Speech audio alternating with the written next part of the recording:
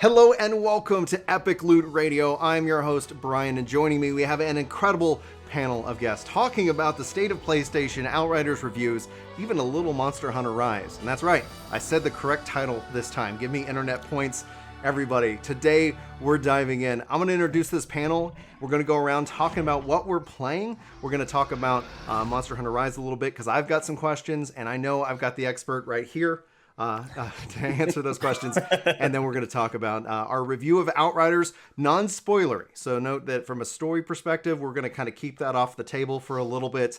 Note that will be a discussion in a future podcast. But if you're listening live, be sure to follow over on Ginger Gaming Radio. If you're listening live, you're already here on Ginger Gaming Radio. If you haven't yet, hit that subscribe button on Ginger Gaming Radio. Podcast will be broadcast here live. You have a chance to be a part of the show with asking your questions, and then afterwards you can catch us live or in a premiere on Ginger Prime and also in MP3 wherever MP3s are found. I still haven't found them, but I hear they're wild and loose out there. Links in the description. I'm gonna start with Rich Hoglaw. You guys know him from Legal or Virtual Legality. I don't know what Legal Virtual Legality. Rich, how are you? Legal at it, yeah. Yeah, just really legal. Why don't you tell people what you do, who you are, and what you're playing? Sure, absolutely. So my name is Rick Hogue, Rich Hogue, whatever anybody wants to call me. That's a derivation of Richard.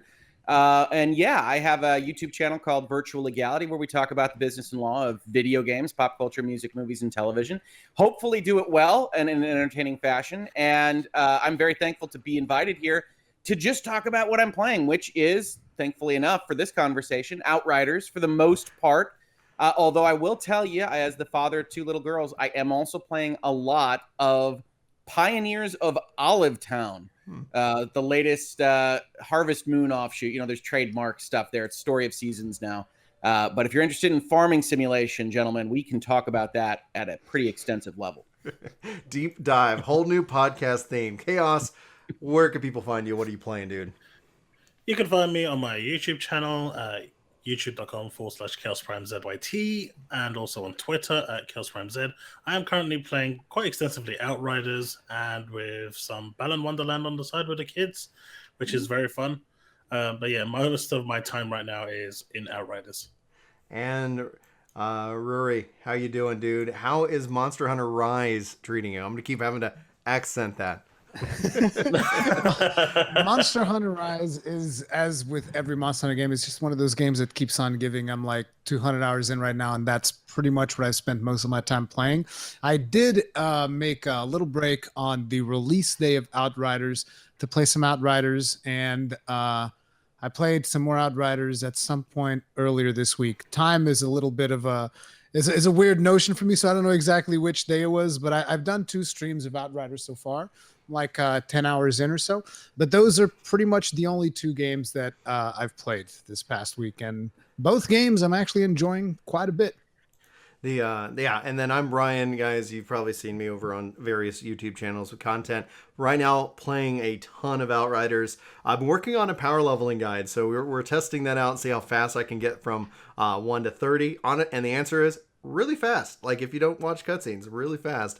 And then Final Fantasy XIV next week, 5.5 drops. Really thrilled about that. And then today, actually, I'm going to be playing a little Guild Wars 2. So kind of stepping into that world again and having a blast. Anything with loot, I have a problem. I mean, let's just call it how it is. Maybe I need to and you still haven't dived into Monster Hunter, which is the best looter game of them all. Like, how is that even possible? Well, we're going to talk about that because essentially I saw your review. Guys, if you haven't seen Rory's review of Monster Hunter Rise, fantastic video. Honestly, it had me almost hitting that purchase, but I figured we'd sit down and talk about it. I'm probably going to buy it after this. Well, the goal is, as a preview, can I play this game with my kids? That's going to be kind of what we bring up. Don't jump into it just yet. Yeah.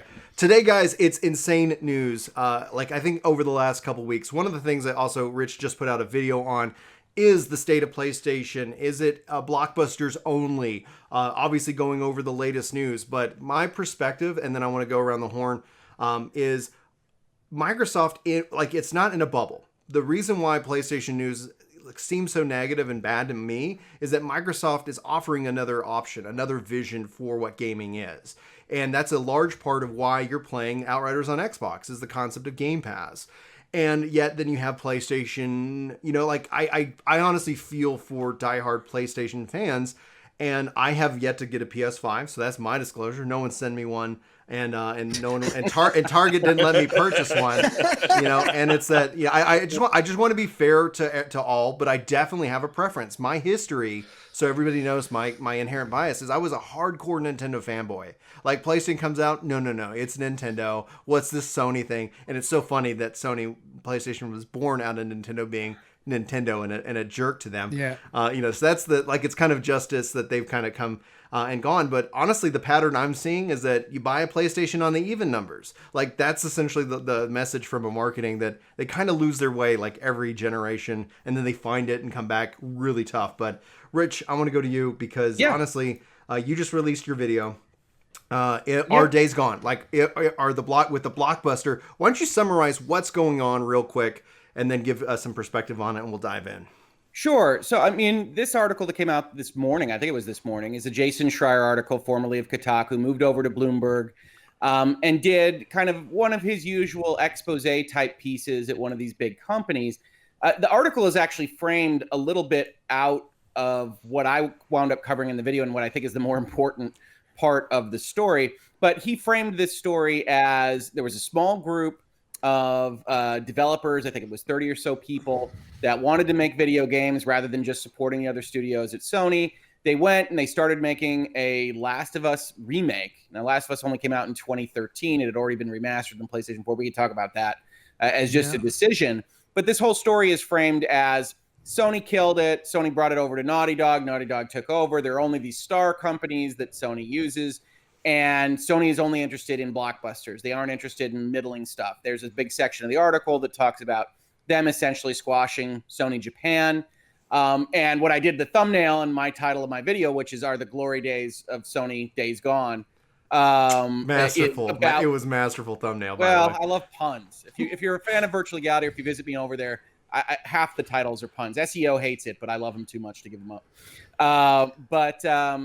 The middle section was about also Sony Bend, who, if you don't know Bend Studios, they've been around since basically the beginning of PlayStation. I mean, these are the Siphon Filter guys.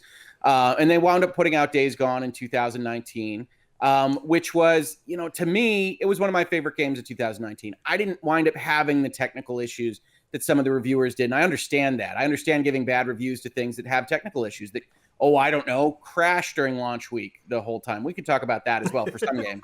Another game maybe in the show. I don't know. Yeah, who knows? It could come up. And so I loved it. And they were apparently pitching a sequel.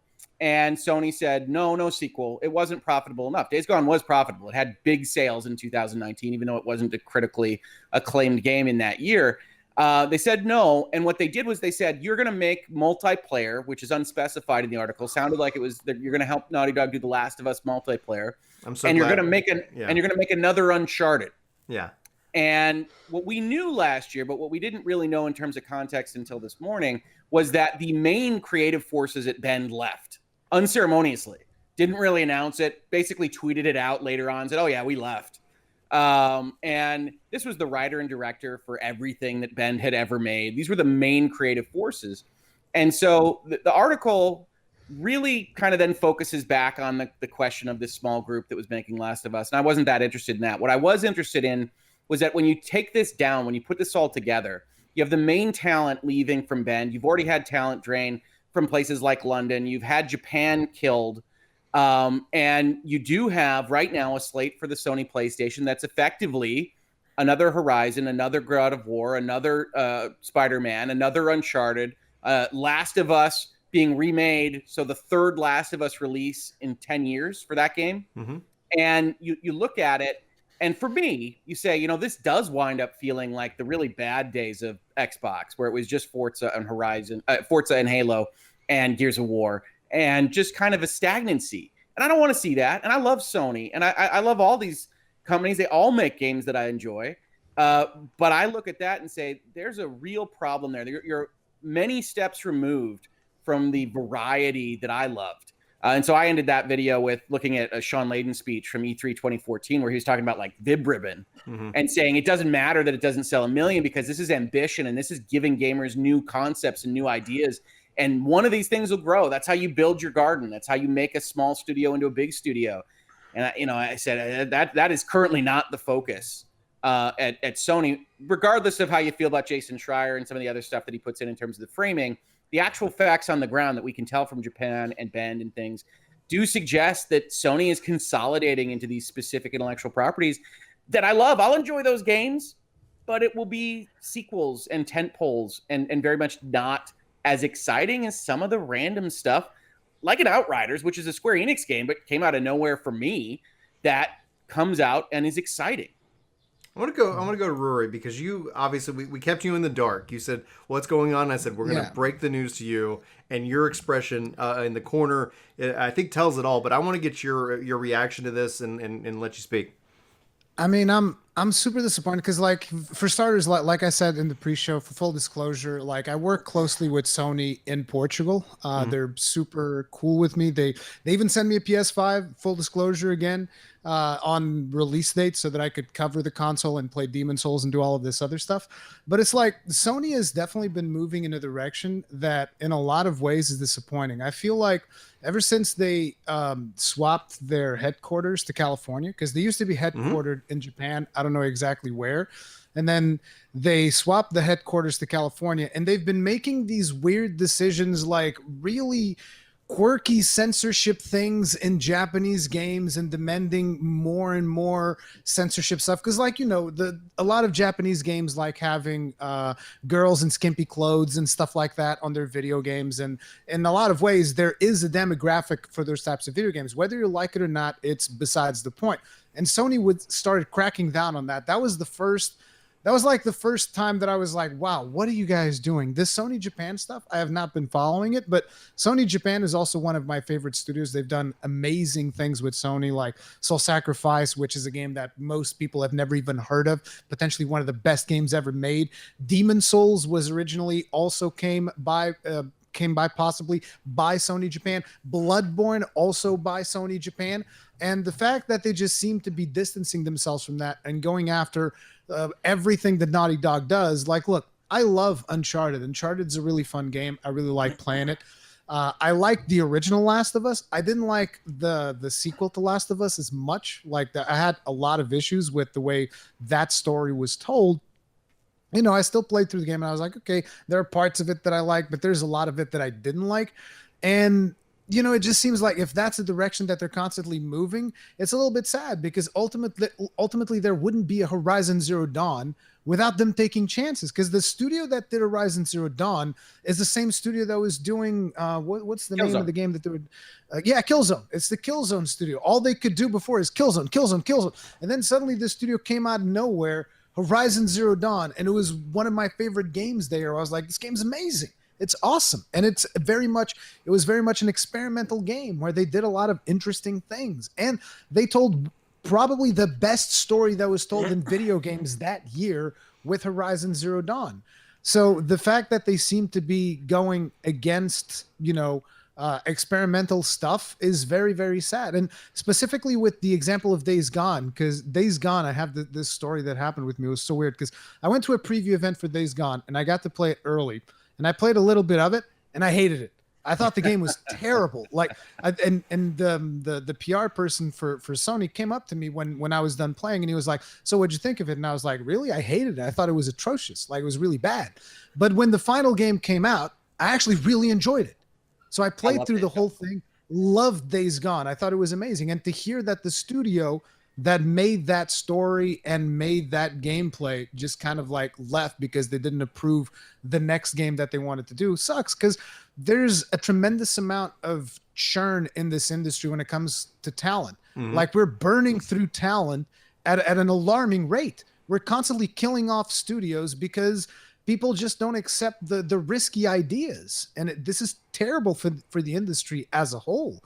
So I hope that they can kind of, like, you know, take a couple of more chances and accept some more Japanese games and don't be so much on top with this censorship nonsense. Because a lot of the games that we're playing nowadays are for adults. Like, who cares if there's gore and violence or, you know, skimpy clothing or whatever? You know, the important thing is that the parents are aware of what the rating of the game is. And then it's the parents' decision whether or not you're going to let your kids play GTA or whatever else comes out.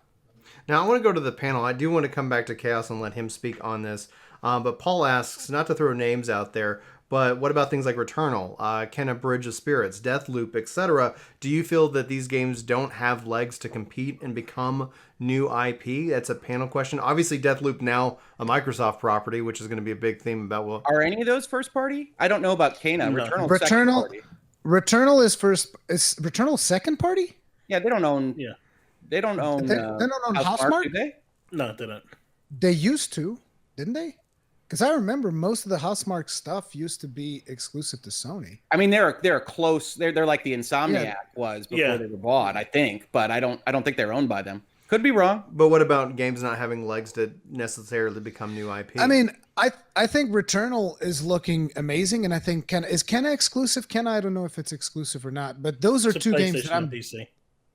Yeah, those are two games that I'm very interested in. Deathloop, not as much, but Kenna and Returnal, I think, are looking amazing, and I think they definitely have legs. Particularly both of them. Really, I'm super curious to check them out.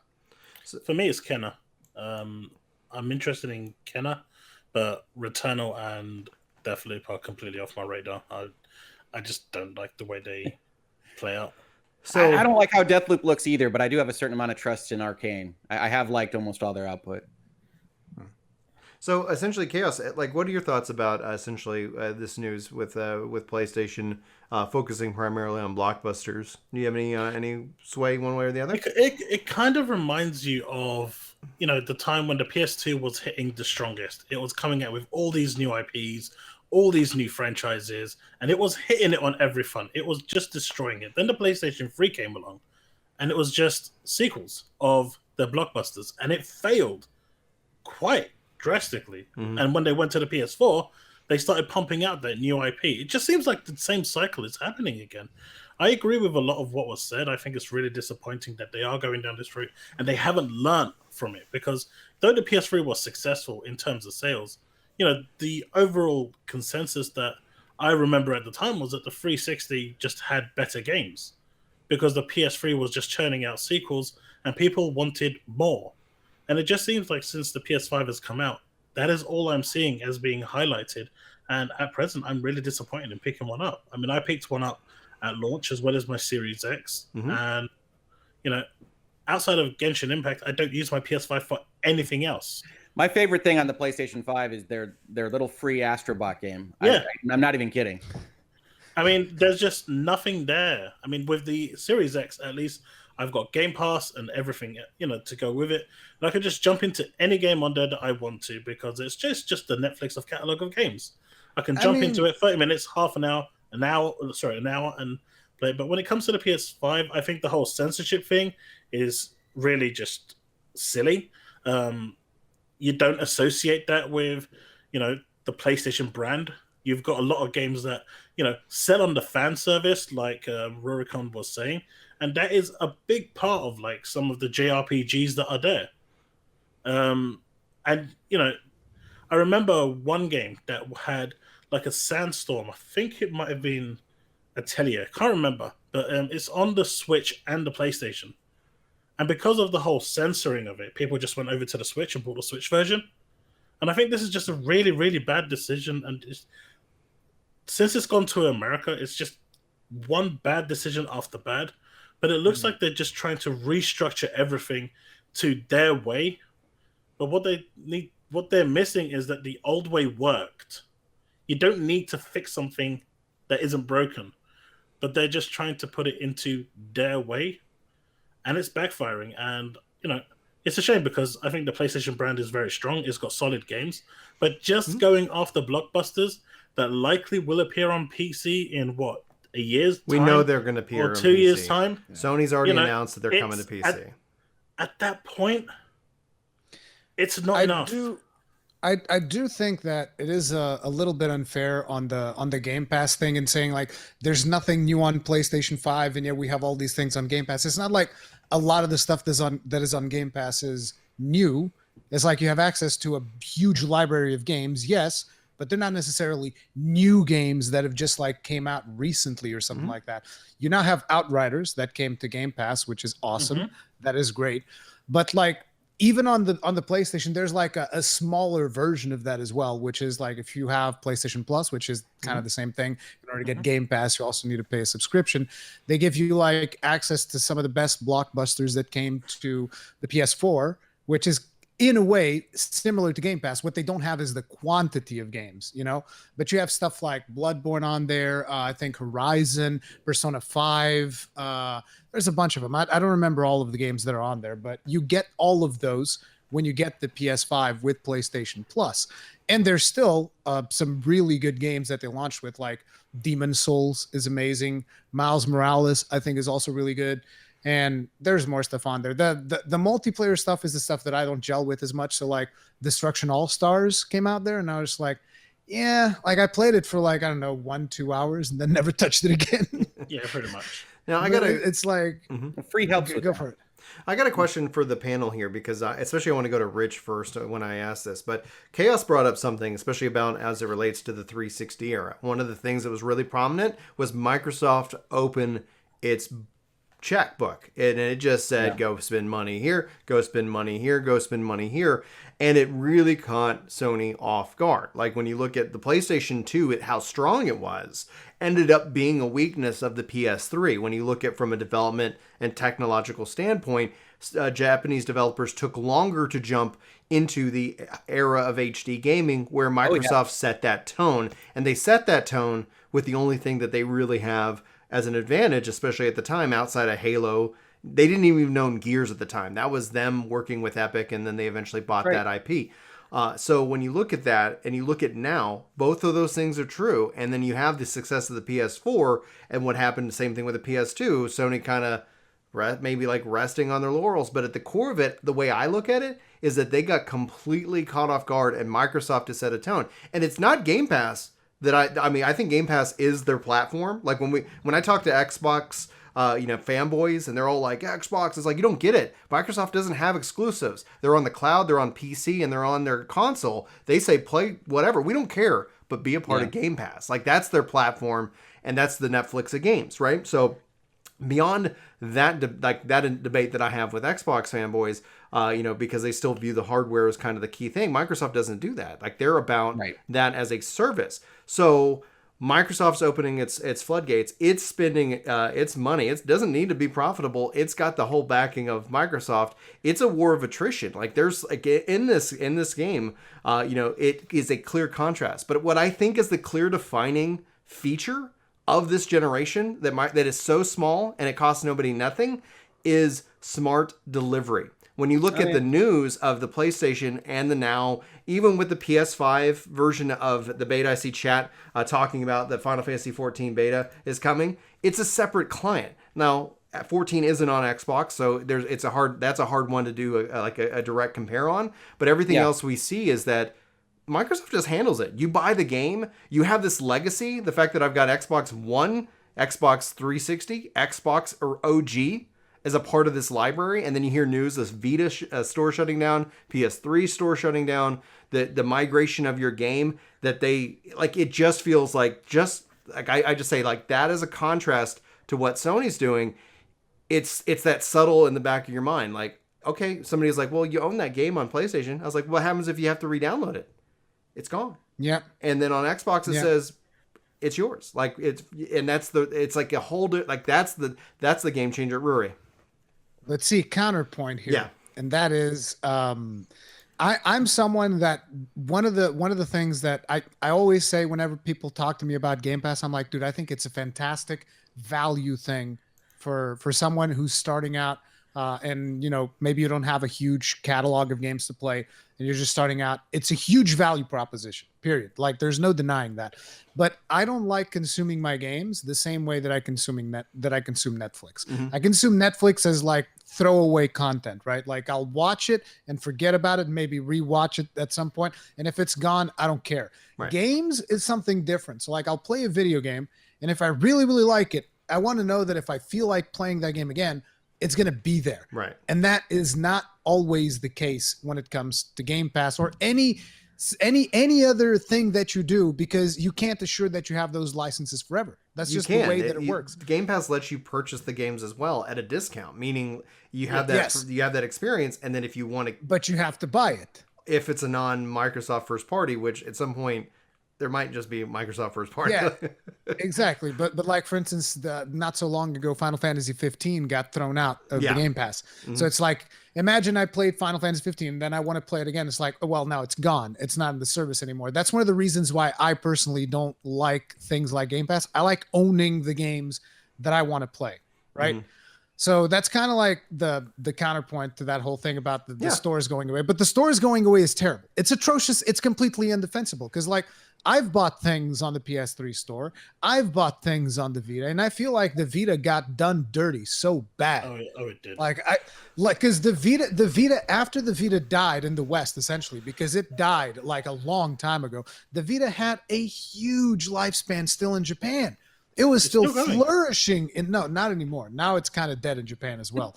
But like, it was flourishing in Japan for a long time after it was dead in the West. And it was super disappointing, because you had this console that had a beautiful OLED screen.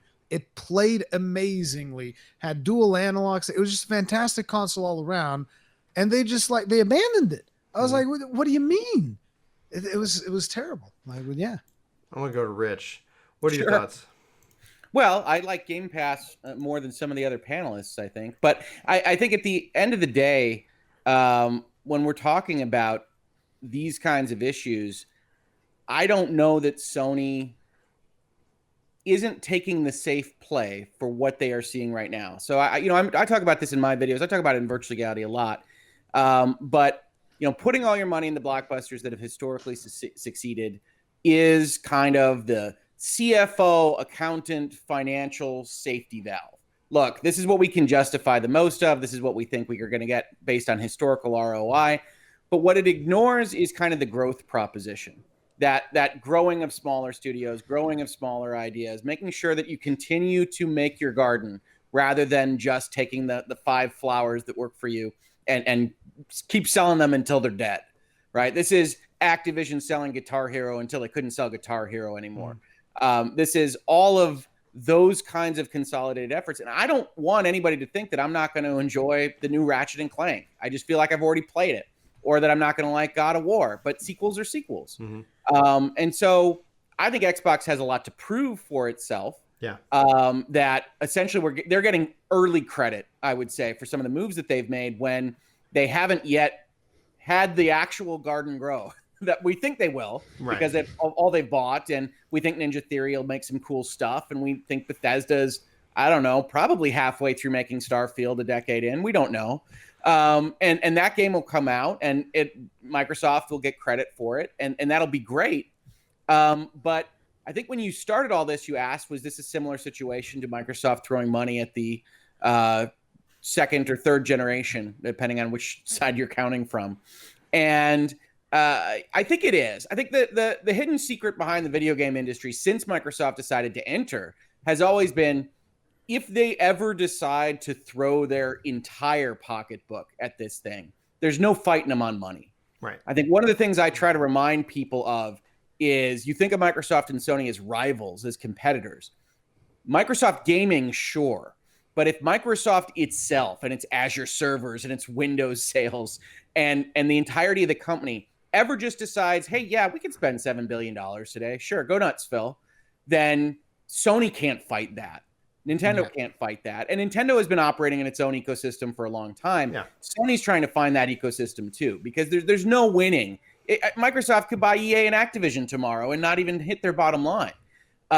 So it's really PlayStation and Sony trying to figure out what works for them. And I don't blame them. But I think this isn't what will work for them long term. It will work for them short term. People play Spider-Man 2. Miles Morales was a lot of fun. Insomniac's hitting on all cylinders. They'll play it. Herman is going to get his games, whether it's Killzones or Robot Dinosaurs. He's in charge now. Guerrilla's going to get to make what they want to make. But you start running talent out, and you say censorship issues. Absolutely. You have Japan not being as focused. And you're going to try to play Microsoft in their own game. They're going to get more and more Western audiences. They're going to buy the studios that they want. And I don't think it's the right call. It doesn't mean I don't still love Sony. They continue to make some good deals, but I think that Microsoft is ascendant, and overall, I think that's a good thing. I've always liked, two heavy hitters that encourage each other to spend money, to grow, to do all these things. Competition is great. But right this second, that article from this morning, looking at specifically Sony Bend, I think was the nexus point for like how this all kind of coalesced in my brain, why I did a video. I don't love what Sony's perspective for at least the first, let's say, 3 years of PlayStation 5 looks like as of right now. So I want to go to Chaos kind of for a final thought, unless we're like, but we'll wrap up this subject here. Sure. But let's start with Chaos because I know you've got a thought. Go ahead. So just piggybacking off what we just said, and this kind of goes over a bit of what you said earlier, but it's something Phil said, I think maybe a year or so ago, when they asked him, do you see PlayStation as your rival? And he said, no, I see Amazon and Google as... Yeah. He said Amazon and Google as my rival because home consoles are one thing, but the cloud is another, and that is where the real competition is. Mm-hmm. You may reach 100 million at home, but you've got billions in the cloud, and that is the play that they're looking for. So I don't see this rivalry anymore. They've just got two completely different target audiences. Microsoft wants everyone, whereas Sony wants the home entertainment.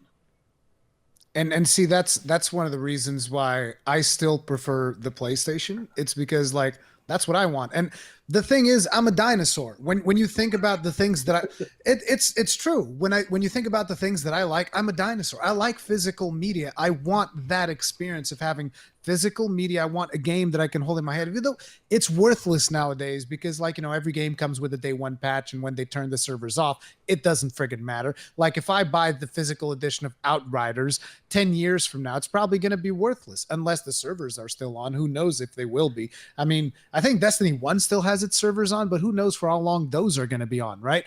And when that stuff turns off, it's gone. It's gone forever. So I'm the kind of guy that's like, I want that physical media that will hopefully last the test of time. But I did want to bring up one more thing, which is I think is very important, which was the smart delivery thing. Mm-hmm. That is one thing that when I first booted up the PS5 and I started installing games on it, I was like, oh my God. Yeah, I hear that. Yeah. So what happened to me was they sent me codes for Miles Morales. So I installed Miles Morales, and when I put the code in, that thing installed the PS5 version and the PS4 version in my PS5 console. And I was like, what are you doing?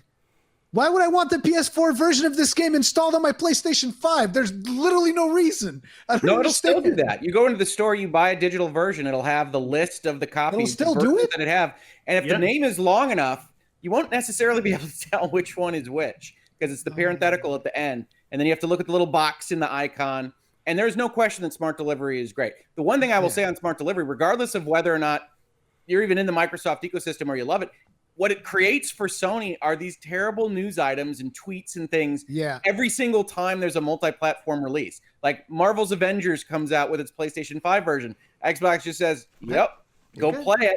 And then everybody does a small news article that's about how you have to bring your Avengers 4 save over to Avengers 5, and it's a ridiculous process. And that's going to happen every time. Every time. Because that's the way the system is. The thing is also that is on a lot of the times that is also on the publishers themselves, though, because the publishers can decide to have, okay, now for this thing, I'm going to have like a special edition. Like in the case of Capcom, they did Devil May Cry 5 special edition. I believe that also was for the Series X. So it's like smart delivery doesn't fix that. It's like if you want the Series X version of the special edition, you still have to buy it. It's not like you can just, smart delivery. Give me the best version. Publishers opt in to smart delivery developers. Too. Yeah, they opt in. Sure. And so, it's on the publishers. But let's just say that Microsoft have a better handle on the smart delivery thing, and I think that is something that Sony definitely needs to learn because, when I install the version of a game, if you have the PS5 version, it's not going to cost me more money to get the PS5 version. Why would I ever want to install the PS4 version? It's dumb. All right. At the end of the day, one of the things that I want is I want a strong Sony. I want a strong Microsoft. I want strong companies because if they're fighting for our attention, they're spending money, and that overall makes it ideally a better playing field for gamers or or developers at the end. Like, right now, the news that keeps coming out, there was a fear that Game Pass was bad for developers, and all the developers coming out and going like, no, we love this. Like, this is... Go ahead, Rich. You gotta face. No, I agree. And everything you're seeing about news and Game Pass and interaction, you see Outriders in the top 5. Game Pass clearly doesn't like just squash delivery of video games like I think some had feared when it was announced as a concept. Yeah. The one thing I continue to say when I make appearances like this and when I do it in my own videos is Microsoft is still spending bundles of money on Game Pass, and I'm bringing things into Game Pass. And the math behind what that contract looks like is still, as described, bespoke, that they're figuring out exactly what amount of money to give each developer and publisher. And I think there is still, just the way these new models work, there's still a couple of years left to see whether it works for everybody, to see whether it works for Microsoft, to see whether it works for Square Enix or Rockstar or whoever's put things in there for small periods of time.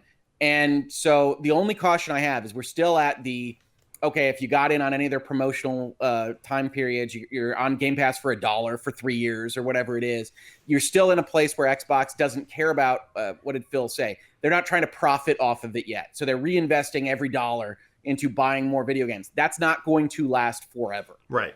And there is a move eventually that you see in Netflix or Disney Plus or Hulu or anything else, where you're going to try to flip it over into, okay, we've got 100 million eyeballs, and now we're going to try to monetize it. And so I think it'll go okay. I think Game Pass is a tremendous value. I consider it, we've heard a couple people talk about Game Pass on this episode. I consider it my favorite place to go and play indie games I would never buy separately. Mm-hmm. That's a great value to me. And I've enjoyed a ton of games that I've played in it that way. But what it looks like 3 or even 5 years from now might be considerably different. I don't know whether they buy an Outriders at that point in time, or whether they buy an MLB The Show. It depends, and it's just a little early. And this is just the nature of business models. There's nothing Xbox is doing wrong. Just in terms of analysis, yes, you see that they are getting the interactions. You're getting the sales in other places. I think Outriders really kind of rode a wave of even being announced for Game Pass onto places like Steam. But it's still an open question to me, looking at it as to whether all the math is going to work out long term, because Xbox is spending a lot of money on it right now. All right. I think that's great. And thanks, Kaz, also for your comment. The cloud is the end game for game developers. Playing Outriders on my phone, if Game Pass lets me do that. Team Xbox, Sony doesn't seem to understand that. And that's another pocket option. And I know, like, I do a lot of cloud gaming because my PC can't handle it. Rory, definitely not a fan in that regards. It costs like, £130 in the UK to sign up to a year's worth of Game Pass, right? If you're buying it legitimately, it's £130. That's almost the price of 2 games. So if you play 2 day one release games that are AAA, that are released by the publisher, you've already made your money back. Everything else outside of that, you're playing essentially for free. As long as if that game is coming off.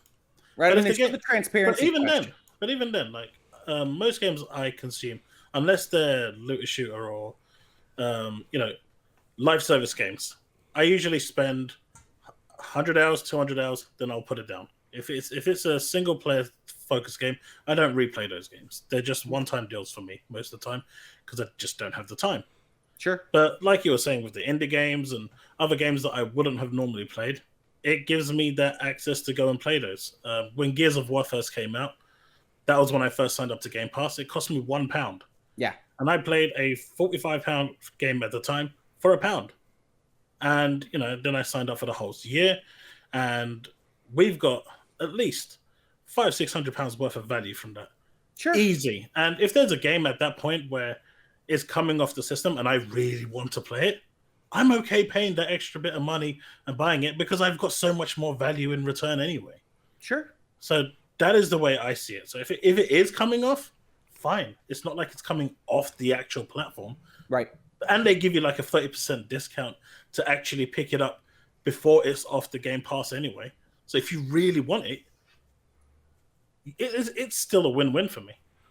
Yeah, I think that's what a lot of people are finding. But, well, I mean, Rich is right. Like, in 5 years, who knows what we'll see. So as always, guys, just guard your hearts and your wallets and spend your money as best as you can. Now, I want to say, if you guys are still with us, or if you're watching later on Ginger Prime, be sure to hit that like button. That's the best way you can say thanks if you're enjoying the content. Also, be sure to subscribe to all of these gentlemen. They are fantastic. Each of them, I mean, they're seriously some of the best.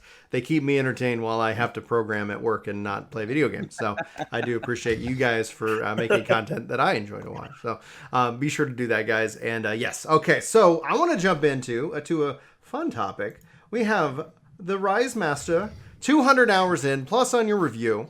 I want to go because this is the question I have. Because I watched your review and I'm like, man, that looks good. Monster Hunter looks good. I'm a big Phantasy Star guy. Monster Hunter is inspired heavily by that. It doesn't have XP, and that's the one thing that if it had some kind of generic XP system, I would love it because I have a problem. Let's just be real. No. But there's right. plenty of things for you to fill. Don't worry about it. Oh, exactly. But my question is this: like, my daughter's 6. Is this the game that I go and download on the Switch right after this? Is this what we're playing this weekend? Or is there a better time? Is there a better age for me to do that? Because there's no way, and it's just where I'm at in life, there's just no way I'm going to make time for a game unless I'm playing it with my kids or if I'm playing it like on stream. And that's just the two things that I have going for me. What do you think?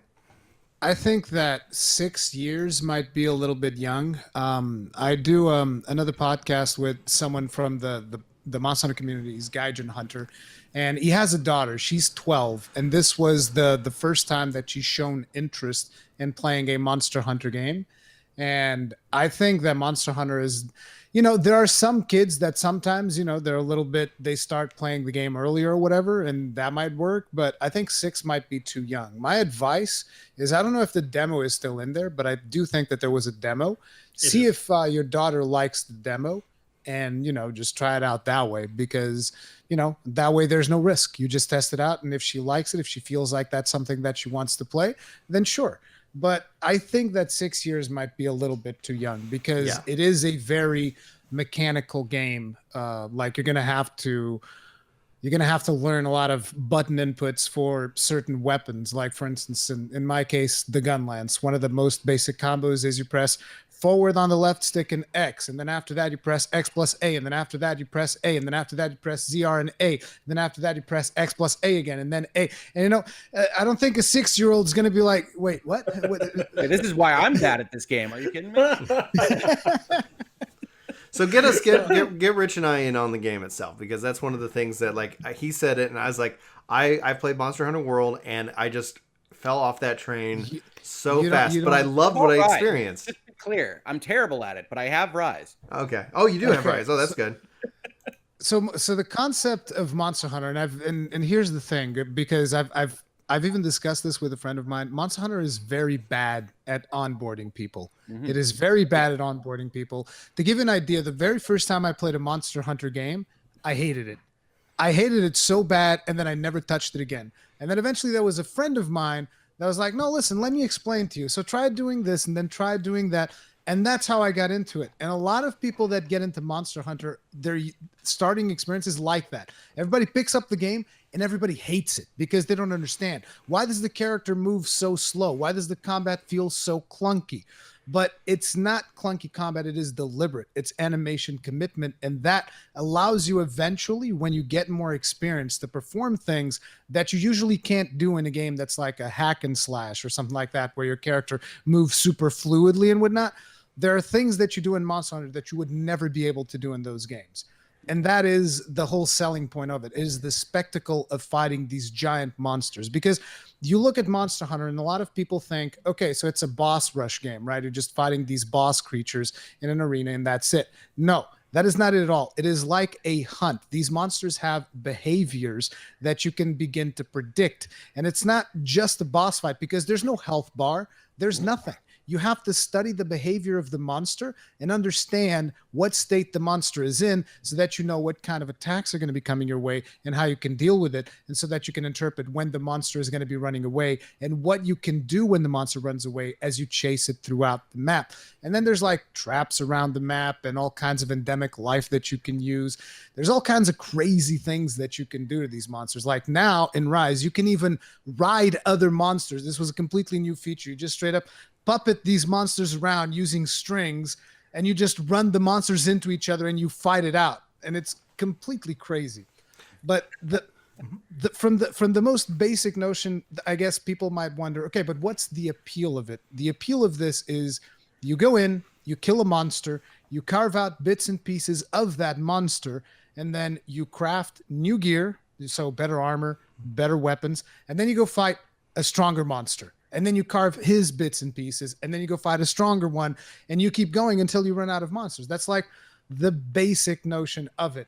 But it becomes something more when you have like at least just one friend that plays with you, because you're both kind of like going in and you're thinking, okay, so you're playing which weapon? You're playing the sword and shield. Okay, maybe I'll go in with a light bow gun or something. And then it's like, oh, I need to go farm this material. And you go and you help your friend. And you weren't even going to hunt that monster, but you're hunting it to help your friend to get this special material.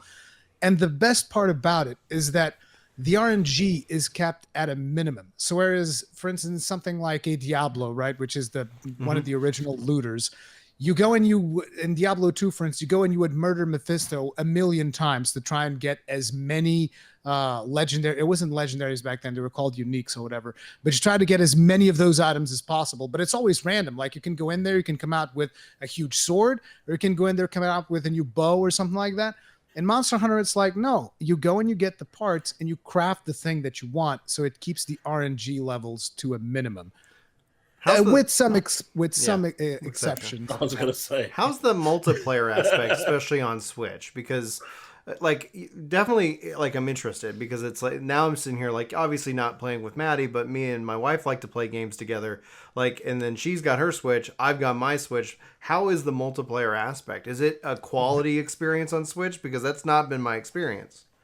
Monster Hunter Rise, in my opinion, is the best one when it comes to multiplayer, because they've done a lot of, to the point where they've actually updated Nintendo servers to support the Switch servers if you're playing online. But the best thing is, if you have a Switch and your wife has a Switch, you don't even need to go online.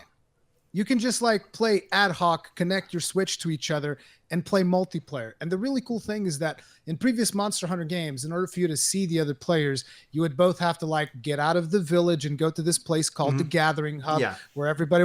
In this one, no, it's like they join your lobby. They're there. They're in the village. Everybody's there. The dogs, the palicos, whatever they're bringing with them, everything is there, and it's perfectly synced. And that was one of the concerns that a lot of people had because of Nintendo's infrastructure and online services. A lot of people were concerned that like, we don't know, Nintendo usually doesn't do a good job with multiplayer games and whatnot. But from my testing, I've had one disconnect, and it's because my friend had really crappy internet.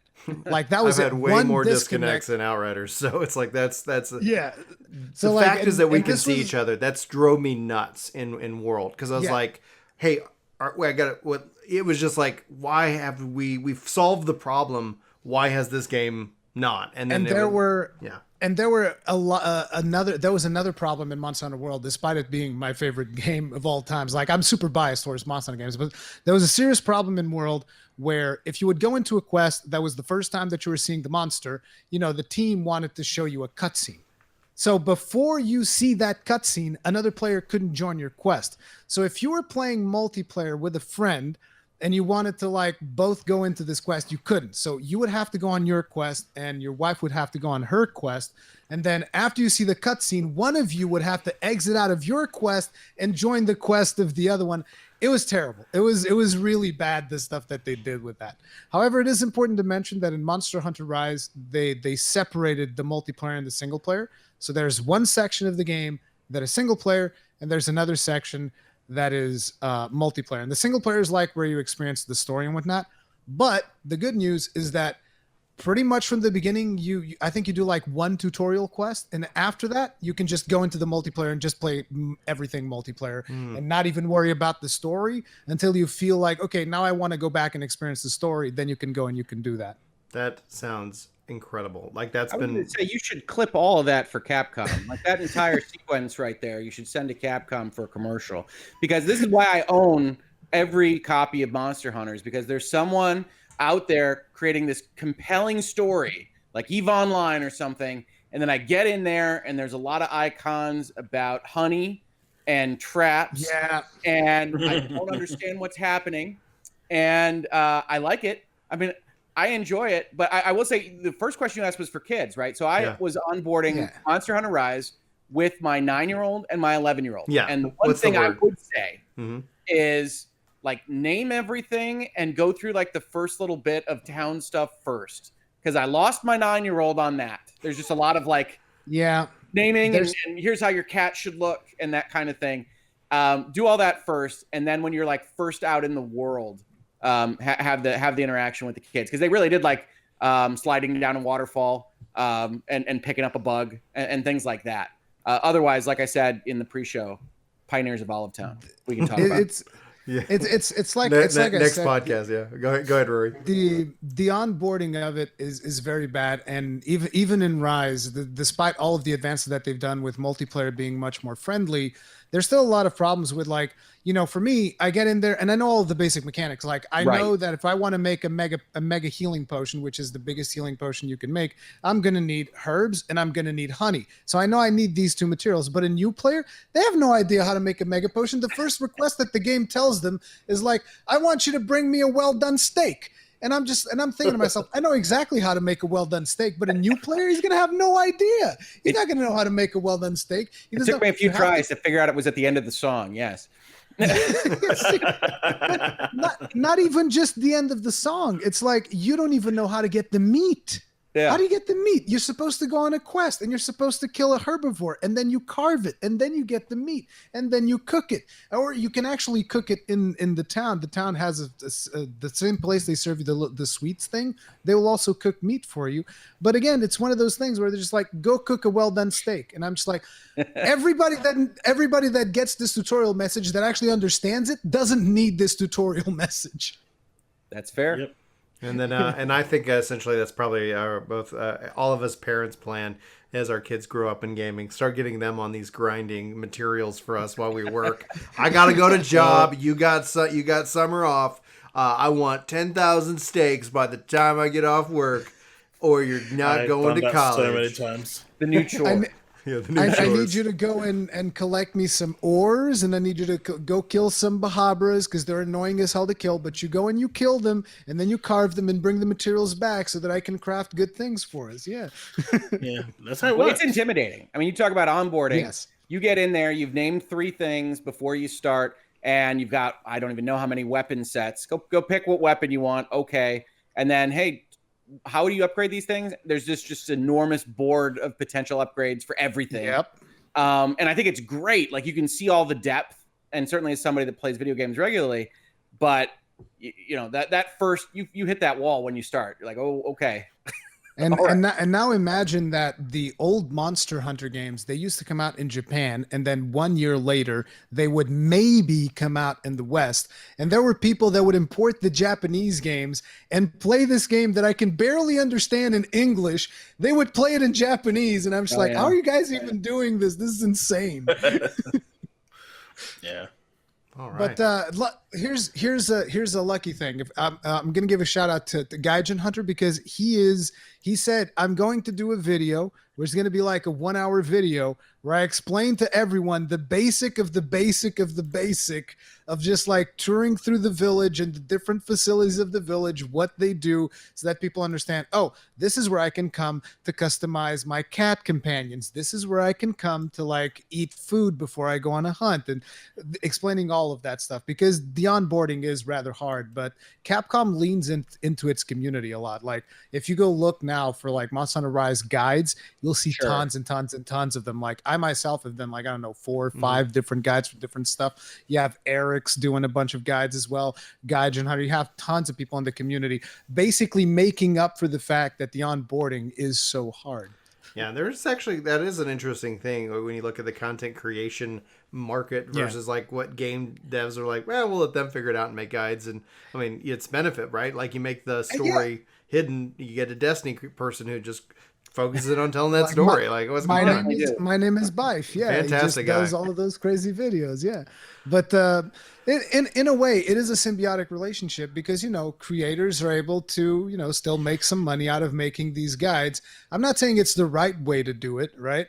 But it is kind of a symbiotic relationship that way. So I don't know if I would want them to make the game super easy to understand. And one of the things that Chaos brought up was like the difficulty of the game. And Monster Hunter Rise is actually one of the best ones for someone starting as their first game because the village quests, that is the single player portion, is the easiest it has ever been.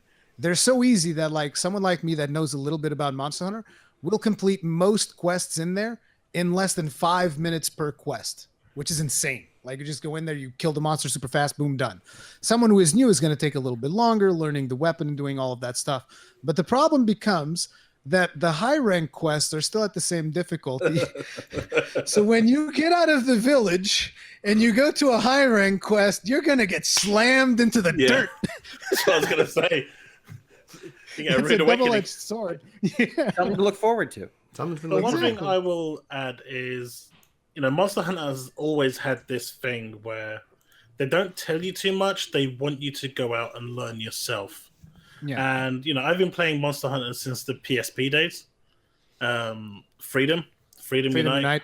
Yeah. Yep. I played that tons of hours when I was at work with my friends because we were just playing ad hoc. And it was so much fun. But just learning that experience taught me so much more than something a tutorial would teach me, I find.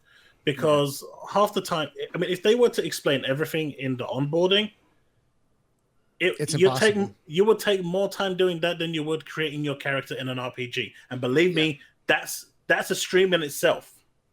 So I think the way Monster Hunter does it with the onboarding is the right way. They give you the minimal tools that you need to go out and explore and get what you need. And just to get started and just to get a feel for the game. And as you're exploring around the town, you find where you need to go and what you need to do. Because if they just auto-direct you, like in most games, 9 out of 10 people just skip through those anyway. They're just like, click, click, click. Yeah, I'll get to this later. And it's a waste of time anyway. And I think the way it works in Monster Hunter is the right way. If they changed it where they went on board heavy, I think that would actually damage the starting perception of the game. So final question, and before we go into our big topic, which is Outriders review, if I play the demo on Switch and I love it, do I pick it up on Switch or do I wait for the PC release next year? I mean, that's a question that only you yourself can answer because if you feel like you want to play it on PC and you don't mind waiting, then wait for the PC version. Personally, one of the main reasons I wanted to have one on the Switch is because the Switch is very much a social gaming console for me. Mm-hmm. It's something that you can go and you can take into a friend's house, which is something that I used to do a lot before Corona. We would take like our PlayStations over to each other's house and we'd have like LAN parties because it's a lot easier to bring a PlayStation over than a PC with keyboard and mouse and all of this stuff, right? Yeah, it's true. So the Switch is like the easiest form of that, and that's why I love it so much, and that's why I wanted to have a Monster Hunter on there. And I'm never going to wait to play a Monster Hunter game again because we went through the experience where we had to wait for a full year when they used to be released in Japan, and then it would take a year before they were released here. So now it's like, what, there's a new console coming out, like some kind of Neo Geo nonsense, and there's a Monster Hunter on there? I'm buying that console. I don't care. Whatever. I've been impressed by the performance on the Switch. I mean, I've been playing on the Switch. Okay, great. That's all I wanted to know because it's like, I'm just having fun. Now, random question, but have they given the choice of physical builds of Monster Hunter Rise, like Slim or Swole? No. No. Okay. Every character has the same. There's the female build and the type 1 build and the type 2 build, because that's what they call it now. Very Phantasy Star back in the day. All right, guys, we're now coming into the meat of our show here. This is going to be kind of our final segment. If you guys are watching in a highlight or still here, be sure to hit that like button, that subscribe button, and that share button, whatever version of this that you're listening to. Really helps me out a lot. It helps share out the podcast and lets me know that we're doing and making great content for you here. So I want to go around the table. I'm going to start with Rich, because you obviously picked this game up. Game Pass was a shifter into it. So yes. your financial investment here is the cost of Game Pass, which you're already getting value out of. So yes. quote unquote free is probably how we'll describe Game Pass. It's quote unquote free. Yes, I use quote unquote free. Yes, already paid for. Now already paid for it. Yeah, past you paid for this. Let's talk about the game itself. How far have you made it in? What's the best class? Why is it Devastator? And but like, how far have you made it in? What's been your experience so far? And are the crashes forgivable if fixed within a reasonable amount of time? Yeah, sure. So, I mean, I think I'm probably less far than probably anybody else on this show. It's just the nature of my life with, family and running a law firm. But I have an interesting kind of interaction with this one. I kind of fashioned myself as knowing what's going on in video games and following all this stuff and having a YouTube channel where we talk about them. Outriders came up on me. My brother, who's in video games, he works for High Moon and works on Call of Duty, was really excited about this game. I didn't know anything about it. So when the demo dropped in, February? Mm-hmm. We got together on PlayStation Share, and I played through the demo while I think he was working because he's in California. And I didn't know anything about it. Everything was a surprise. It's in space. Or it's a colonization game. It's third person. There's loot. And so that was a really interesting experience. Our first interaction, though, we played through the prologue part, and it was very, I don't know. I don't know about this. And then I called him back after I was playing through the demo. I said, I love this thing. And I started as a pyromancer, and I played through the demo all the way to the end. And then I tried Technomancer and Trickster on the demo. I played it however many times that was, all on PlayStation. This was a done deal. I loved this thing. I really liked how zippy it was, 60 frames. I liked what they were doing with perks and that kind of thing. And then I think it was some kind of Friday night drop from the Xbox Twitter where they said, we might be looking at an anomaly and searching for a signal. I said, that's Outriders, and that's coming to Game Pass. And I did a video on it. And that was a done deal for me. I was purchasing it on PlayStation, $70. I think it's 70, maybe it's 60. PS5 would be 70, yeah, but good. Yeah, and I was going to buy it on PlayStation. I had Game Pass, and now I'm playing it on Xbox because it would be silly not to. Yeah. So that's one of those drivers where you look at the math. For me, I'm the business and law guy, and I say, wow, that's interesting because Square Enix straight up lost a sale. Sony lost their 30%. Xbox brought it over but paid for it, and you just wonder how everybody works that kind of thing out. And that's one of those where I really like thinking about it long term in terms of the business side. Mm-hmm. As the game, so as I mentioned, I was the other three classes that I ran through the demo at least 3 times. I'm a Devastator now in the main game, and I love my rock armor. It's very flashy, and I like the sound effects that it makes when they ping off the rock armor.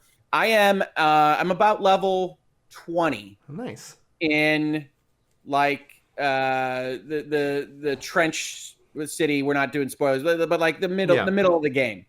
I have been enjoying it immensely. I was a little concerned, having played through the demo a number of times, that maybe the encounters wouldn't be difficult enough, which is ironic now, having died however many times. Yeah. You're like, these guys, they don't miss a shot. No, you play the demo and you're like, I got this down. This game is going to be fine. And then it was, the fourth time I died at like a normal arena on the 2 hours that I sometimes get after a work day. And I'm like, okay, do I drop the world tier or do I figure something else out? Did you feel guilty about dropping the world tier? Because I had an immense amount of like, oh God. And then after you do it, I refuse. I haven't. You can dropped drop my wool tier from my cold dead fingers. I haven't dropped it, although because of the way it works, where I think the world tier loses experience when you die, I'm pretty much locked in at world tier 7 right now. So we'll see if I can ever grow that. But I've had a great time with it. Honestly, I like looter shooters. I don't love them, but I've played them all. I've played a lot of Destiny. I've played a lot of Division. This to me feels closer in spirit to Diablo. That it is focused on spatial awareness and perks and fun stuff. And this is really why the demo convinced me to buy it. Was they give you that first gun in the prelude. I'm like, oh, that's weird. I like that. That's fun. And then they kind of show it a little bit. And then I didn't realize actually until I bought the game, but what you can do with crafting is, move everything around and you can really mess with your builds. And that's what I like to do. That's the fun. So I look at it as I say, I'm playing through Devastator. And people say, well, it's not a games as a service, although it's quasi like that. Yeah, I and know. you have to play through the same content.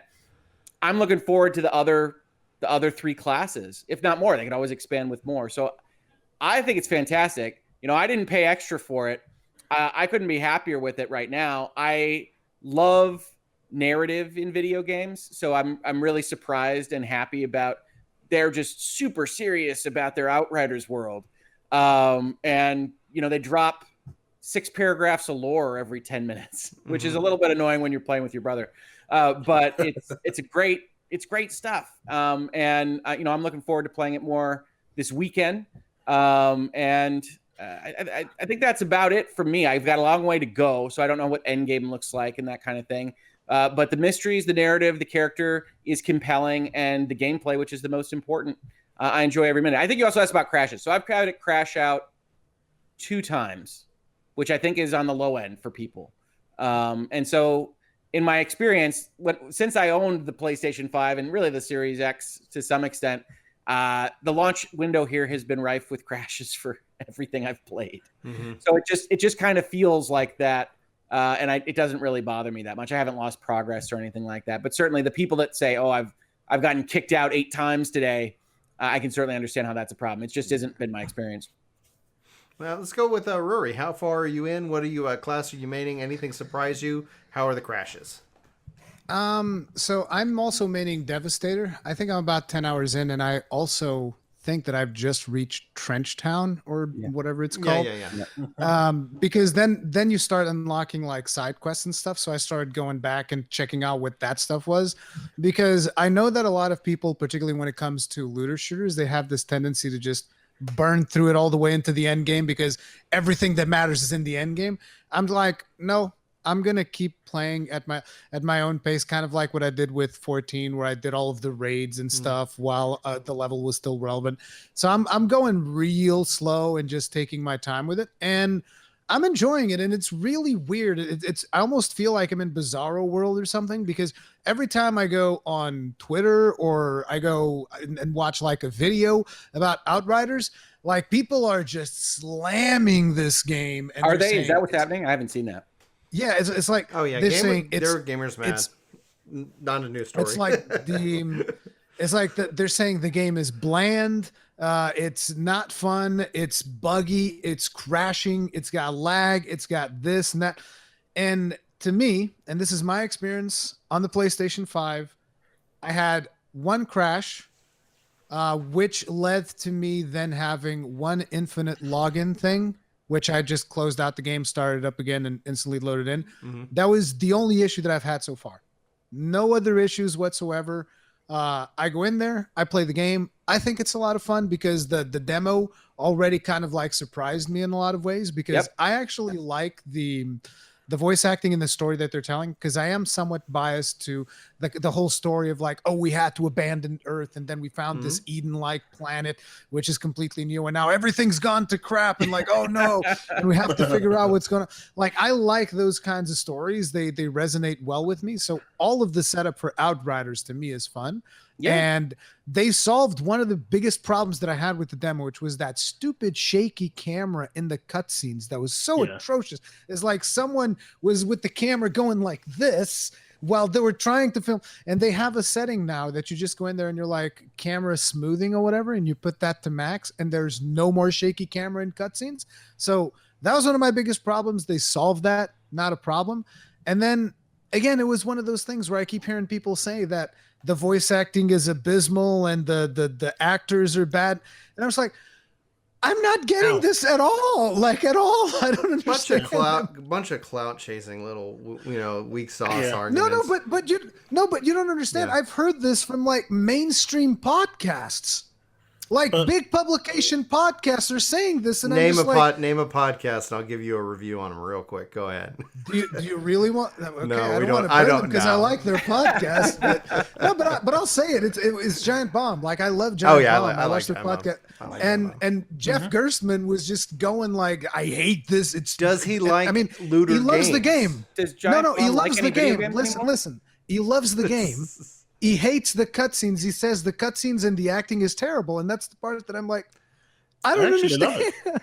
I love the cutscenes. I like it. Yeah, exactly. I like those cutscenes. I actually like the way the main character acts because you're a mercenary and he acts just like a mercenary. He's an asshole. He doesn't care at all. Because a lot of games they give you that thing where it's like your background is a mercenary, but you're going around being like all goody two shoes. He does. And an Outriders like, no, he's just like, no, screw it. He does shoot some people. That's true. Yeah. He has that aspect to him as a character. But and not going into spoilers, my summary of the story is it's a story about what can happen when people actually give a shit. And like, not to go off and say, let's all curse on this, but if you like look at study the characters from that perspective, like the world is all like when you have the war of it, like that's going on with the insurgents, like that's all internal, that's all survival. And what happens when somebody says, I'm not going to make it about myself.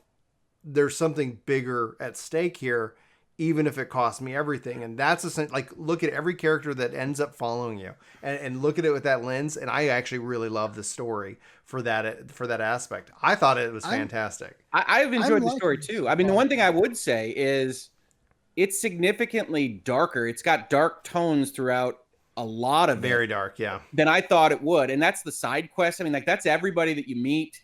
And all of this darkness is really, really interesting because I started the demo, didn't think the prologue was necessary. So it's weird. It's kind of really separated. But I do think it's useful to be like, this is what people wanted. This is what we were trying to achieve. And then this is what it developed into. And there's a real sense of hopelessness that, hopefully you're changing throughout I'm not far enough to know. But that was a big surprise because otherwise, there's lava spiders and there's big monsters and there's giant blue storms and things like that. But it really has a humanitarian darkness and interest. And while I think the player character takes some getting used to for both the male and female voices, I think everybody else is dead on. I mean, I love Shira. Mm-hmm. Go ahead. Yeah, Rory. One of the things that I wanted to bring up that I forgot to mention is, and this for some reason this matters a lot to me, is I love the concept of the truck.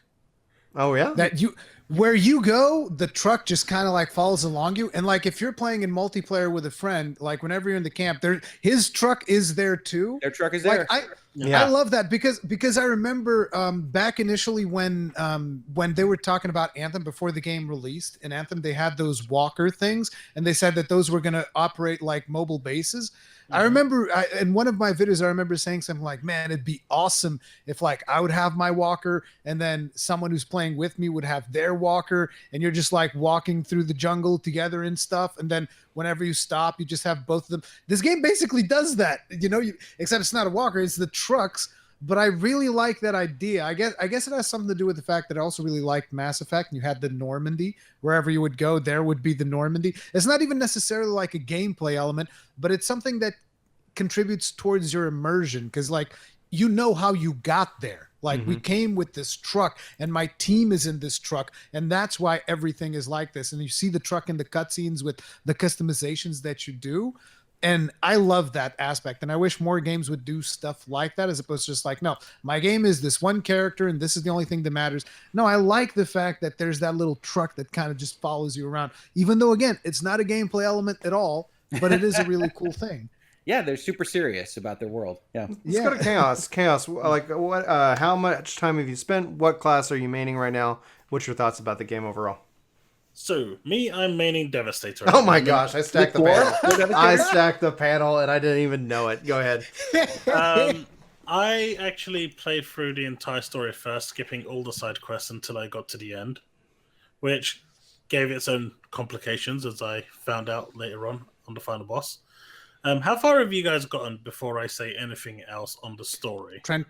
Trench Town. Yeah, pretty I'm much. Trench Town. Okay, Yeah. so I won't dive too far into it. Maybe we'll leave that for another That's podcast. definitely from a story perspective. I think that's something we'll talk about. In terms of another one. bugs, I only had my first crash today. Oh, wow. And I've had no issues at all. I've played the game primarily solo. I have played a handful of times multiplayer with other PC users because we can't crossplay at the moment. Right. But I've had literally zero issues in terms of performance outside of the launch issues with the whole DirectX and graphics drivers. I'm not including any of the day one issues. Outside of that, I've had no issues personally. Game-wise, I'm really enjoying the game. I think it's really... it ticks all the boxes for me. The campaign, the end game. I think the end game could have been somewhat different. I was kind of hoping for a little more. But the side quests, man, the side quests are so good. Some of them just shine through like crazy. They are just really, really laugh out loud funny. But they are just... not. I'm sorry. Let me just go in. It's like not just that, because for instance, there was this one side quest that I did, and I'm not going to get into the details of it, but that side quest that I thought, okay, it's just going to be one side quest or whatever. I think that actually contributed a lot to me learning more about one of the main antagonists of the game, and I was like, oh, that was a side quest. It was optional. Like I didn't have to do this. That's weird. I think I know what one you're talking about. Yep. Yeah. But yeah, overall, I think the game has hit all the right boxes for me. There are problems with the game.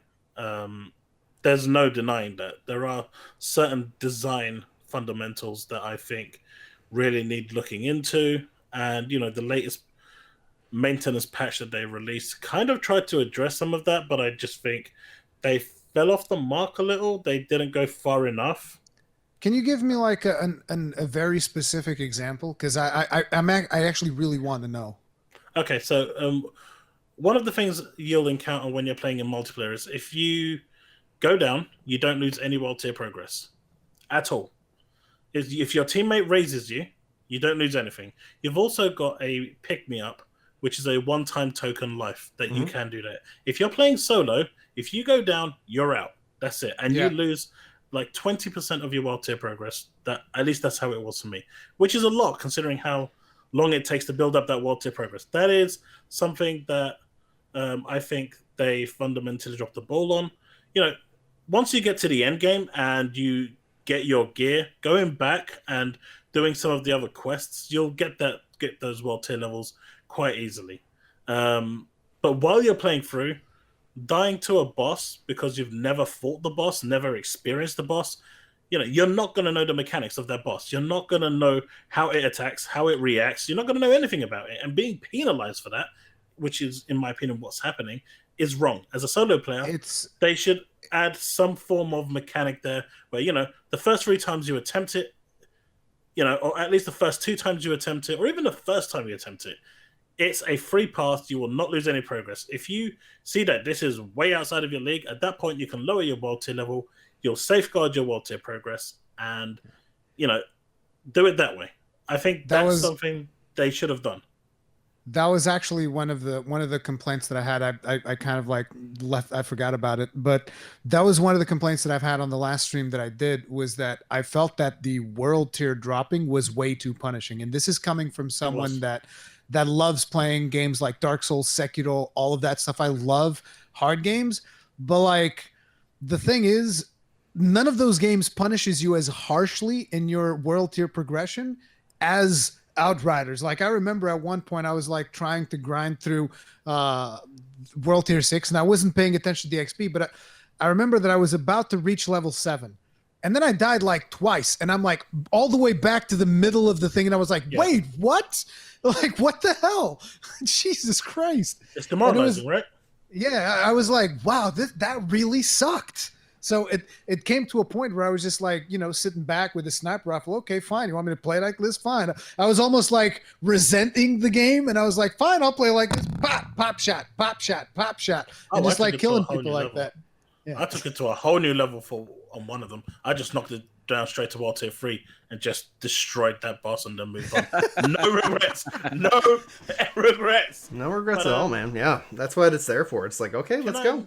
Go ahead, please. Can I talk about the patch, or are we not getting into that just yet? Well, from a details perspective, I know I did a detail video, but we can talk about the nerfs that they're doing. We can talk about the patch that's coming next week. That's basically what I wanted to talk about. Yeah, let's jump into the concept of nerfing some of the classes and the bullet skills already, which doesn't go like that's another thing that the internet is pissed about, is that I don't think any gamer likes like nerfs because you learn something, but I think overall like it doesn't affect me in that like as much as some people. So I'm biased in that regards. I don't have a judgment against anybody who's upset by the nerfs, but it never is a fun thing. It's not like, yes, we did it. Go ahead, Chaos. So the nerfs that came in basically hit Trickster and Technomancer heavily. Mm-hmm. Devastator wasn't touched at all, and Pyromancer. And Pyromancer, well, they're Pyro. They can do decent damage, but they're not great for solo, and their Burning Grounds don't do as much. Essentially, with Technomancer, you could be on World Tier 15, Challenge Tier 15, the highest difficulty, and one-shot everything. Bosses, you name it. And it was because the multiplayer that was there and the amount of damage you could actually just accumulate on mods was crazy. People were doing over 1 million shots. It's insane. And this is something that, the Devastator or the Pyromancer can't do. So as of right now, before the patch, the maintenance patch went live, if you was a Devastator or a Pyromancer and you was trying to matchmake into expeditions or into LFG forums and stuff like that, you were instantly getting kicked. They didn't want Devastators because they just cannot do the damage output that is required, that these, the players are requiring. They want to take in 4 million DPS instead of taking off 200k DPS. Because then with Technomancer and Trickster, it is so easy to create something to use without even trying. It is literally just so easy mode. Obviously, if you want to hit those peaks of min-maxing, that will take a bit of farming. But to get something that's going to deal 500-600k of damage, you can do it like that. Just by switching on the nodes and activating Twisted Rounds or... Blighted Rounds. Blighted Rounds. It's when you're doing it for the Devastator, you can't do that. Now, the nerfs that came in was supposed to, do some adjustment to that, so other classes don't just get instantly removed, because this became a real problem within 1 week.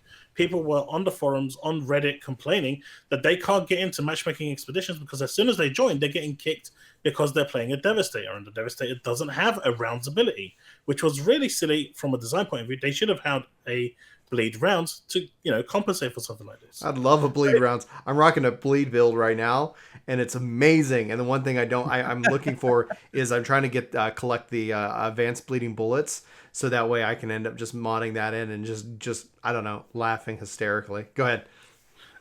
The nerf that actually has hit isn't that substantial. I mean, it's quite big. Certain abilities got hit by 50%. Mm-hmm. But they can still output more damage than the other two classes, without even trying. You would still need to go and put, 20, 30, 40, 50 hours in the end game, to try and get something remotely close to what they're getting within 30 seconds. But if you're going to nerf the other two classes as heavily as you did, you need to provide buffs for the other two classes to make those nerfs worthwhile. They didn't do that. And they just nerfed those two classes and left the others the same. So they are still doing their 600-700k instead of their 1 million. Whereas I'm doing 100k, 200k. And they're still not going to take me into their group. They needed to kind of it seems like it was a knee-jerk reaction to people getting kicked and people one-shotting the bosses. I know Moxie released like a video literally one-shotting everything, including final bosses, and it was crazy.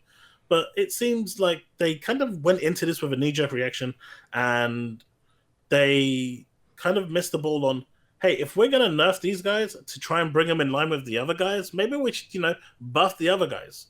Because like a bunch of my friends now who were playing Devastators, they've now restarted the campaign as a Technomancer and have started playing Techno. Yeah. Or Trickster. People are going to go who does the best DPS. Well, it's not so much the best DPS. People are kicking you if you go in as a Devastator. If you join a matchmake expedition, if you go in as a Devastator, you have a high probability of being kicked as a Devastator. That is a really crappy experience for a game that's only been out for a week. And as a squad of 4 Devastators right here, we will not stand for it. I'm not. Yeah, go ahead. Go ahead. I was going to say, I'm not worried. You look at the data, you analyze the data, you make adjustments. The fact that they are able to look at the data, make these adjustments, and then analyze it. Like, does it bring it more in line? I think as long as they're open and communicative, that this isn't the one update. This isn't this is an online connected game. This is something that let's see what happens after the patch. Like, I honestly think the first issue is get the game stable, get people connected and playing together, because one thing that will prevent you from getting kicked is playing with friends, unless your friends are complete jerks. It's like, hey, why are you playing this class? It's like, I told you to go and grind this up. But at the core of it, like, no, it's like, if you're playing with friends, it's not an issue. The matchmaking, yes. But then, like, this isn't going to be the first round of adjustments and changes. What I would like to see, obviously, is bringing in buffs. I agree with you 100% that bringing in buffs to bring the level up is great. What I'd also like to see is that, especially if people are one-shotting things at tier 15, well, let's add more tiers. Like, let's just say now it can go to tier 20 and tier 30. Like, but then you're pushing the goalposts for Devastators and Pyromancers even further behind. It's paired with buffing the classes, though. Like, it's not just that. Like, once you've gone and raised people up, then if people are still, like, if Devastators are running in and one-shotting bosses at tier 15, then it's time for new challenge tiers at that regard, right? Because if that's something that can be done and can be repeated, let's make things harder. Let's make things, more powerful. But no, like it's just not something that really worries me right now, even as a Devastator main. But my goal is also to level up all the classes. I think, especially when things change in Final Fantasy for specifics, I always say have a backup option, because it doesn't mean that you're going to go into Endwalker and be happy with the changes to your job. Have a plan, and that way you don't have to start any expansion or game or whatever from step one. That just keeps you. I get that. Just be the poster boy for the expansion. Problem solved. Poster boy. Yeah, there it is. Go ahead, Chaos. But the average person's going to level 1 class. Like, I play Destiny, and I used to play with all 3 classes. I just don't have that time anymore. So I've now settled down with my Titan, and every expansion that comes out, whatever it is, I just play with that 1 class. And for the majority of people, I feel that will be how they play it. And if they've picked the Devastator right now, that is easily enough with the experiences that they're going through right now to put them off the game. The game has a solid foundation. It is really good. The campaign is good enough. The expeditions are really good, challenging.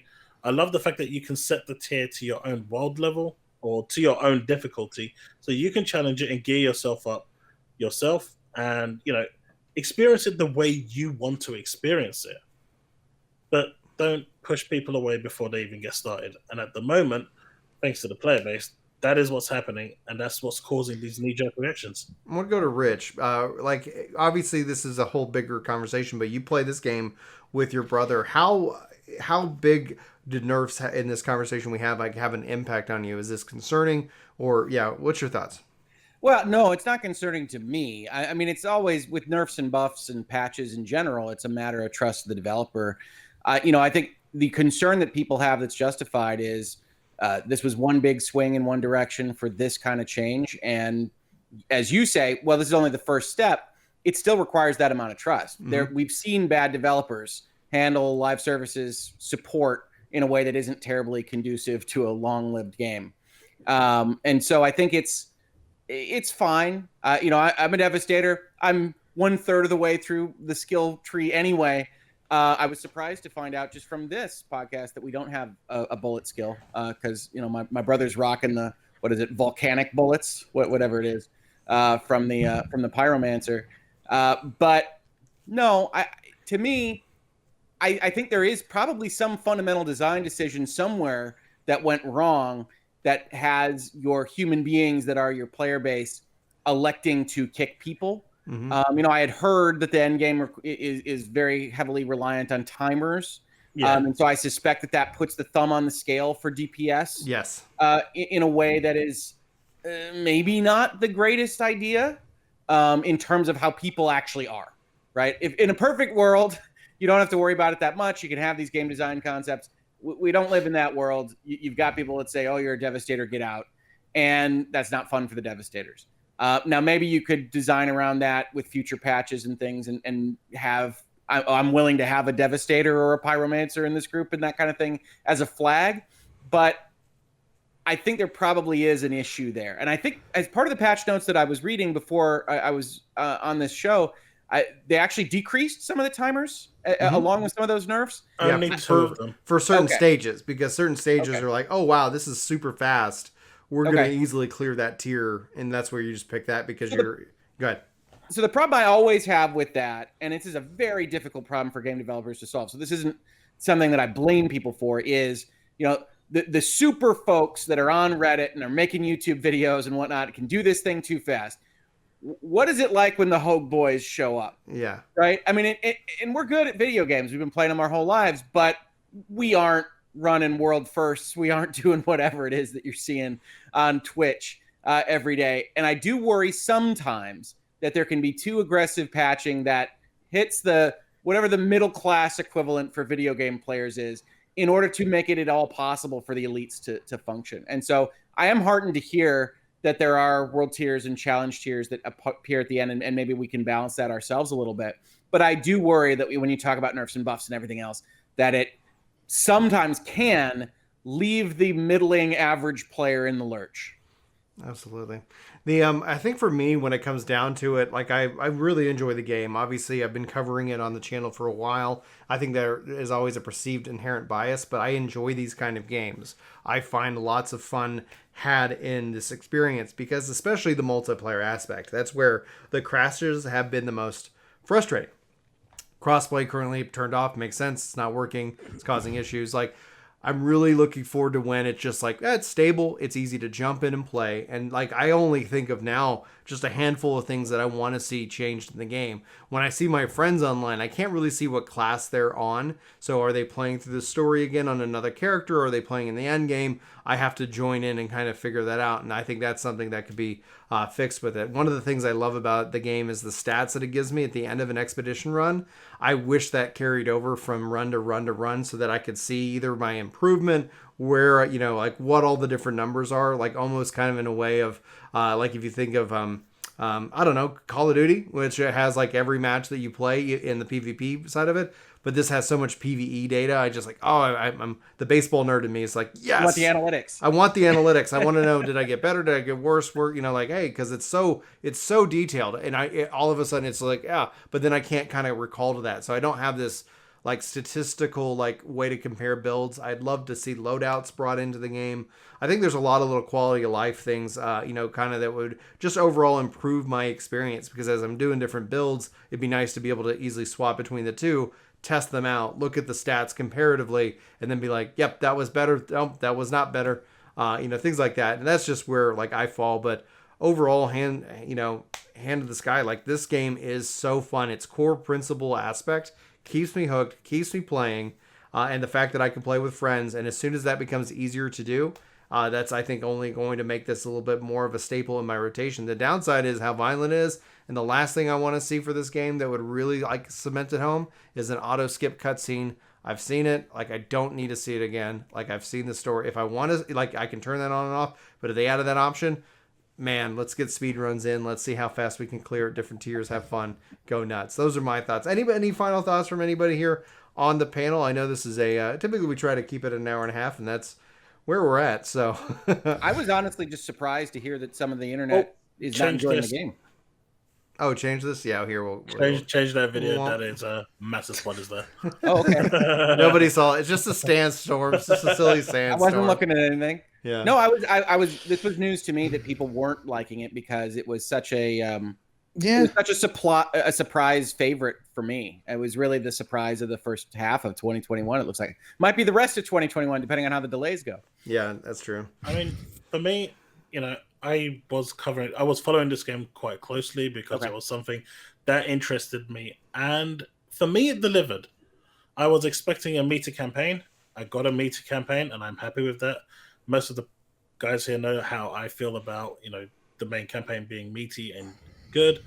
The side quests are amazing. The guns look absolutely stunning. They have so much kind of flair and style to them, and they're also, the legendaries at least are so unique in how they react. Like the Golem's limb gives you stone skin, the Thunderbird as like a bolt of lightning. It's just really fun and exciting to be able to just get into it, like really get into it, rip those mods out and put them onto stuff that you've got mix and match, create that ultimate build. That's you. That's just personified you. And yeah, I mean, for me, it ticks every bright box. It's had its problems day one. I expected it. We even said here on the podcast, expect day one issues. It's gonna happen. There's not been a single game that's always online that's released like this that doesn't have them. It's always gonna be there. Also, I gotta ask you guys something, because on the PS5, when I installed the digital version of it, I think it automatically replaced the demo. It does. It does, right? So it's almost like that. It's almost like an expansion to the demo. It just like replaced it, and I was surprised because I was expecting like, okay, so after I install the game, I got to go and I got to delete the demo. But it was just like, boop, replace the demo, done, boom. I was like, oh, okay. Are we getting smart delivery next? Because I mean, but seriously, if you can do that, because I didn't even know you could do that on a PlayStation, so I was just like, wait, what? All right. Let's have some fun with the movie magic, editing magic, guys. Now we're going to cut to an interview that I have with NelStar15 from Square Enix, an influencer manager, talking about his job within Square Enix, the rise of like social media, the impact on the industry, so much more. It's a really great interview. Hello and welcome everybody to a sit-down chat with an influencer manager, in fact, over at Square Enix. But more than that, a fellow Texan, and that's something that I have to say, that's where I became a real big fan of this man right here. Today we're diving into the world of content creation, especially as it relates to Mixer, Twitch, YouTube. This man has done it all. He sees it all. And we're going to get the privilege of sitting down and actually getting some insight. Nell, welcome. And why don't you take a minute to introduce yourself? That way we can, anybody who doesn't follow you, and where can they find you? Yeah, absolutely. Thank you. Thanks for having me, first of all. My name's Nell, or NelStar, or NelStar15. I go by, I'm a man of many names, but I'm the influencer relations manager at Square Enix, handling North America and Latin America. You can find me literally everywhere on the internet as NelStar15. And when I say every major social media platform, it's the benefit of having a number in your name is that you get your username on every platform. Is the number 15 significant in any way? Absolutely not. Absolutely not. I made my Twitch account in 2015 and NelStar was taken, I think, by me, and I just don't remember how to get it. And so I just put a 15 on there. True story. Same thing with my name. I was always called by my coaches in high school Del Monte, and they'd always add the letter Q for some reason. And then I had Del Monte Q, and then eventually I lost it because I'm a teenager, I guess, and whatever. So then I ended up like, well, my name's Brian. I'll just do Del Monte B, and that's how that has continued to be born. It has nothing to do with bananas. But yeah. So Nell, you've had an extensive career, like coming from AMD, going and eventually landing at Square Enix. And so that is essentially something that just is generally exciting because you are a longtime fan of that, but you've played countless games, countless MMOs. Was Square Enix always on your radar as a goal to work at? Or is that something that just kind of said you came up with this opportunity and you were like, hells to the yes? Yeah, I mean, I think it's a little of both. So not necessarily always on the radar, but still like one of those unobtainable goals. Squaresoft and Enix in and of themselves made games that I played in the past. But then by proxy, whenever they acquired Eidos, that's when I came in. Like that really kind of piqued my interest because Tomb Raider is so important to me. And just the general suite of that, and with Crystal Dynamics. So there's a lot of games that are a part of the Square Enix portfolio now that are a part of who I am as a gamer and where I come from and what really shaped the games or shaped me as a gamer and what I play today. So there was a short list of companies that I wanted to work for whenever I was trying to get into the industry, and Square Enix was one of the top three. They were number one in terms of like the swath of games that I get to work on. I love being able to work on multiple titles at once. So like right now we're launching 5 games in 4 weeks is what I've been saying. And so like being able to do that and work with Square and a company that's so renowned and has such a great fan base is why they were number one for me. Because it's so cool every time I tweet out something about anything for work, everyone loses their mind. And it's just fun. It's cool. Plus Final Fantasy XIV, I've been playing it for about 5 years now. So it's my jam. Yeah. I think that's with the fact that that's when I first obviously started hearing about you is when you went over to Square Enix, but then you're a Texas boy, I was just like, and then you got the kick-ass beard, and then it's just like, this guy is, I don't know, I just became like an instant fan of yours. Now I want to dive into content creation, but before we do jump into that, you've mentioned a lot of things about Tomb Raider, Crystal Dynamics. Talk to me as a gamer. Like, who is NelStar the gamer? What really was your first memory, or what was the game that really just like defined you as a gamer when you were growing up? Warcraft 2 is the first game I ever bought with my own money. And that was the first game that I played, and I was like, how do they make these, and can I do that when I get older? Yeah. So I credit everything back to Warcraft 2 and still play it to this day. RTS games have been a core of who I am as a gamer since day one, obviously. So Warcraft, StarCraft, Age of Empires for the longest time was what we all played in LAN parties in the early 2000s when those were still a thing. Yeah. Everybody burn Age of Empires onto a CD and pass it around so we can stop real quick and play together. But over time, I started playing a lot of first-person shooters. So, and that came with Halo. I got an Xbox the very day that it came out, just so I could play this game Halo, and fell absolutely in love with it. And through Halo, as you can see behind me, I became a Destiny fan. So Destiny, kind of over the past, I'd say 6 years, has shaped me more than any game has in recent memory. But because of Warcraft, then I found World of Warcraft, and my main character before I restarted it and made a new character at Burning Crusade. My first character I made on launch day in vanilla had about 1,000 hours into him, and then Burning Crusade came out. I was like, I want to be a blood elf, so I re-rolled as a blood elf, and I had that character has 3,500 hours. I got a couple more characters with at least 1,000 hours. Like, it's all I played for a decade. So. Yeah, it's wild because I don't ever classify myself as, I play looter shooters, or I play MMOs, or I play RTSs. Though I will say I lean heavily towards games that do reward me with loot. I do love chasing loot. So, as you know, like MMOs, looter shooters, Destiny, Borderlands, 14, WoW. I've re-downloaded SWTOR. I was on a ESO kick. Yeah.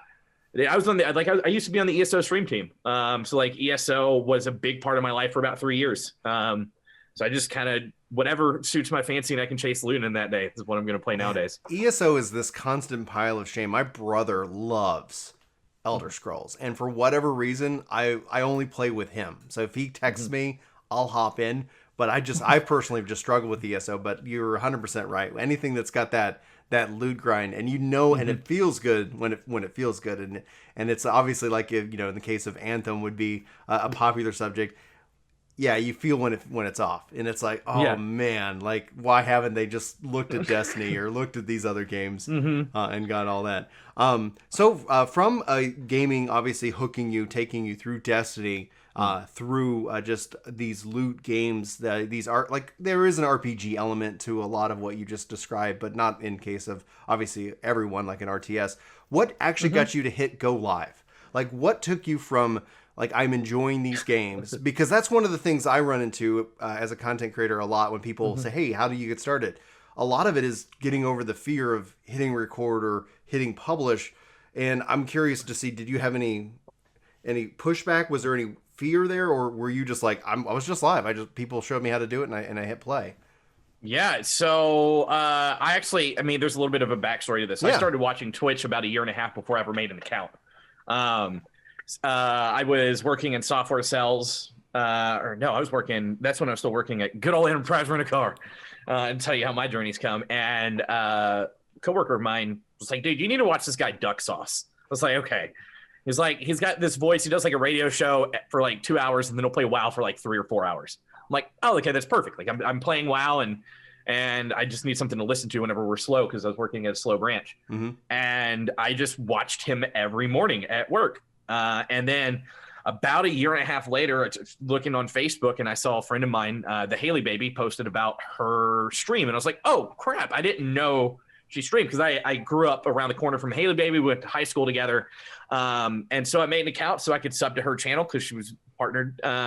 And from her, I was introduced to a swath of creators. I think specifically, I think it was Tally that really kind of got me hooked in.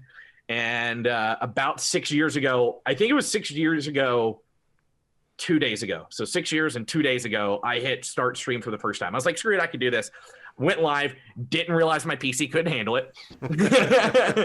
I was running like a pre-built Acer Predator, and I was like, okay, so maybe now's not the time. So I ended up waiting until July of 2015, and I built a PC, did it all myself, and went live and just kind of rolled with it. I was, I wanted to share my love of WoW and Destiny with people.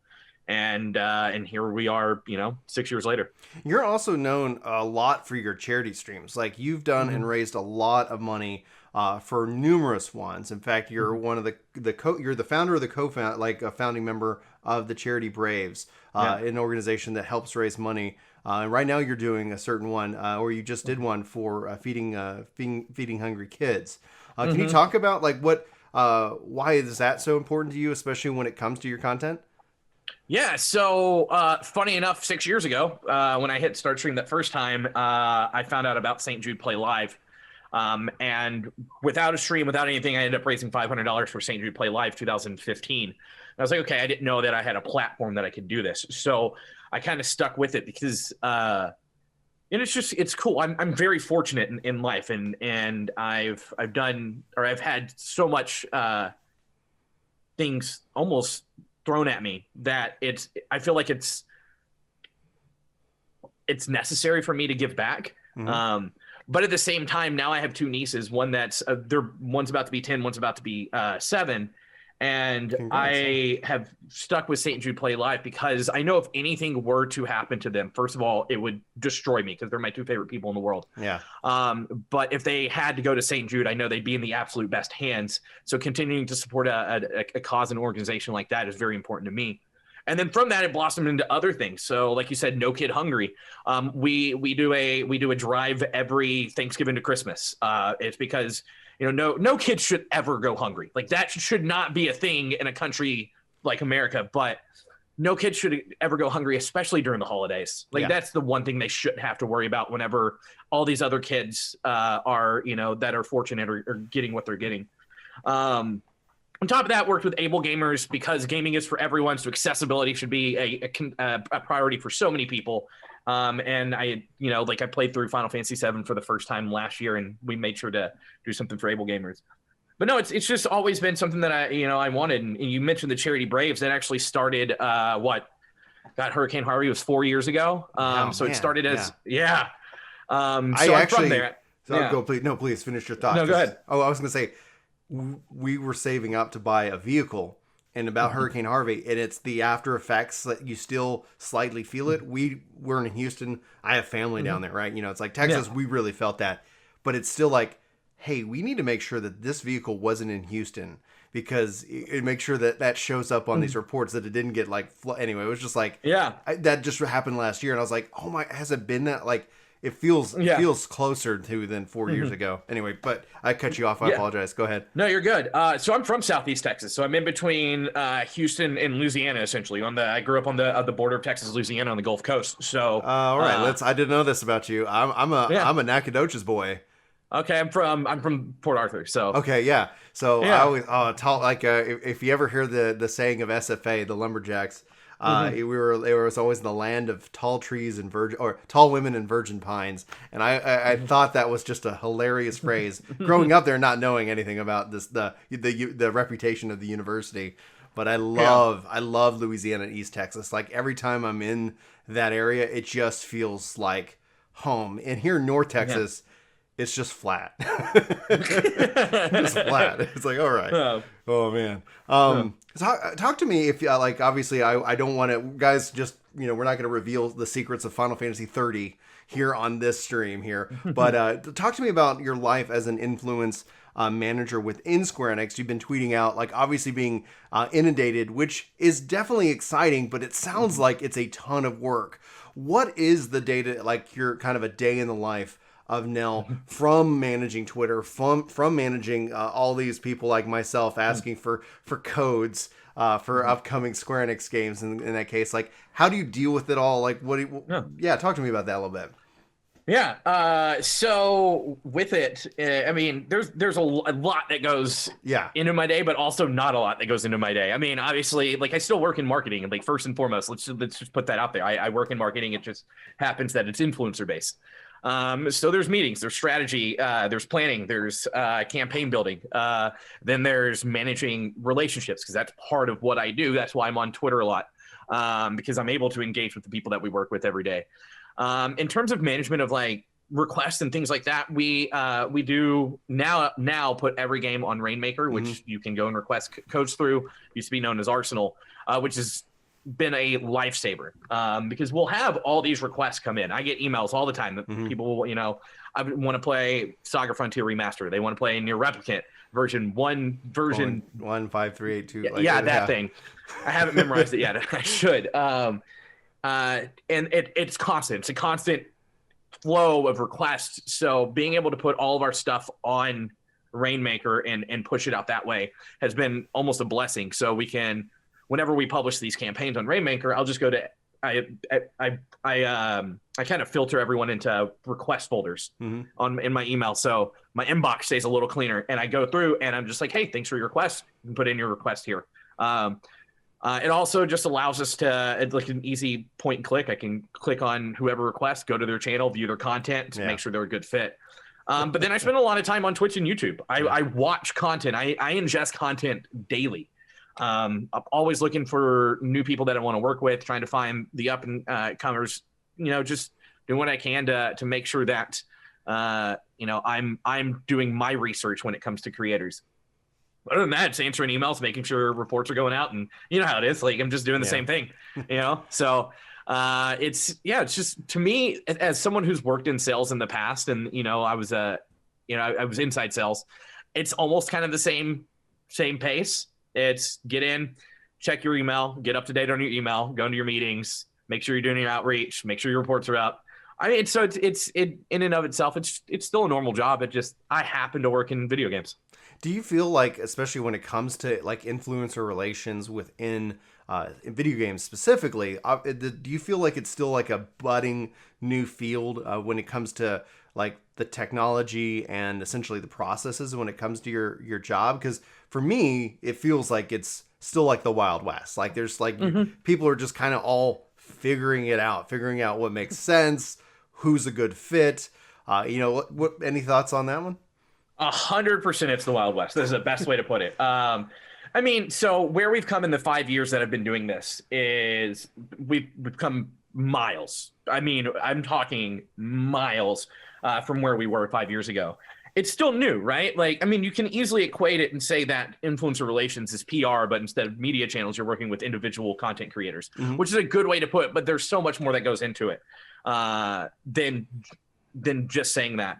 But yeah, so what we've done in terms of technology, so Rainmaker, that kind of thing didn't exist back then. Heck, Keymailer didn't exist till 3 years ago? So, there's 2 years where it's all manual. we would go to events and instead of giving out, like influencer kits and stuff like that, it was USB sticks or, hey, come play the game behind the scenes, or putting people, giving people physical merch too. Like it's still things that we do, but it's still evolved, right?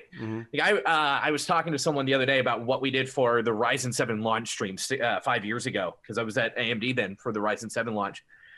We had like 12 people, or not 12 people, about 6 people from the Austin area come in. So we had, Joe Never Fails and T-Rex and Lobos Jr. come to our office and stream for 12 hours from a Ryzen based system.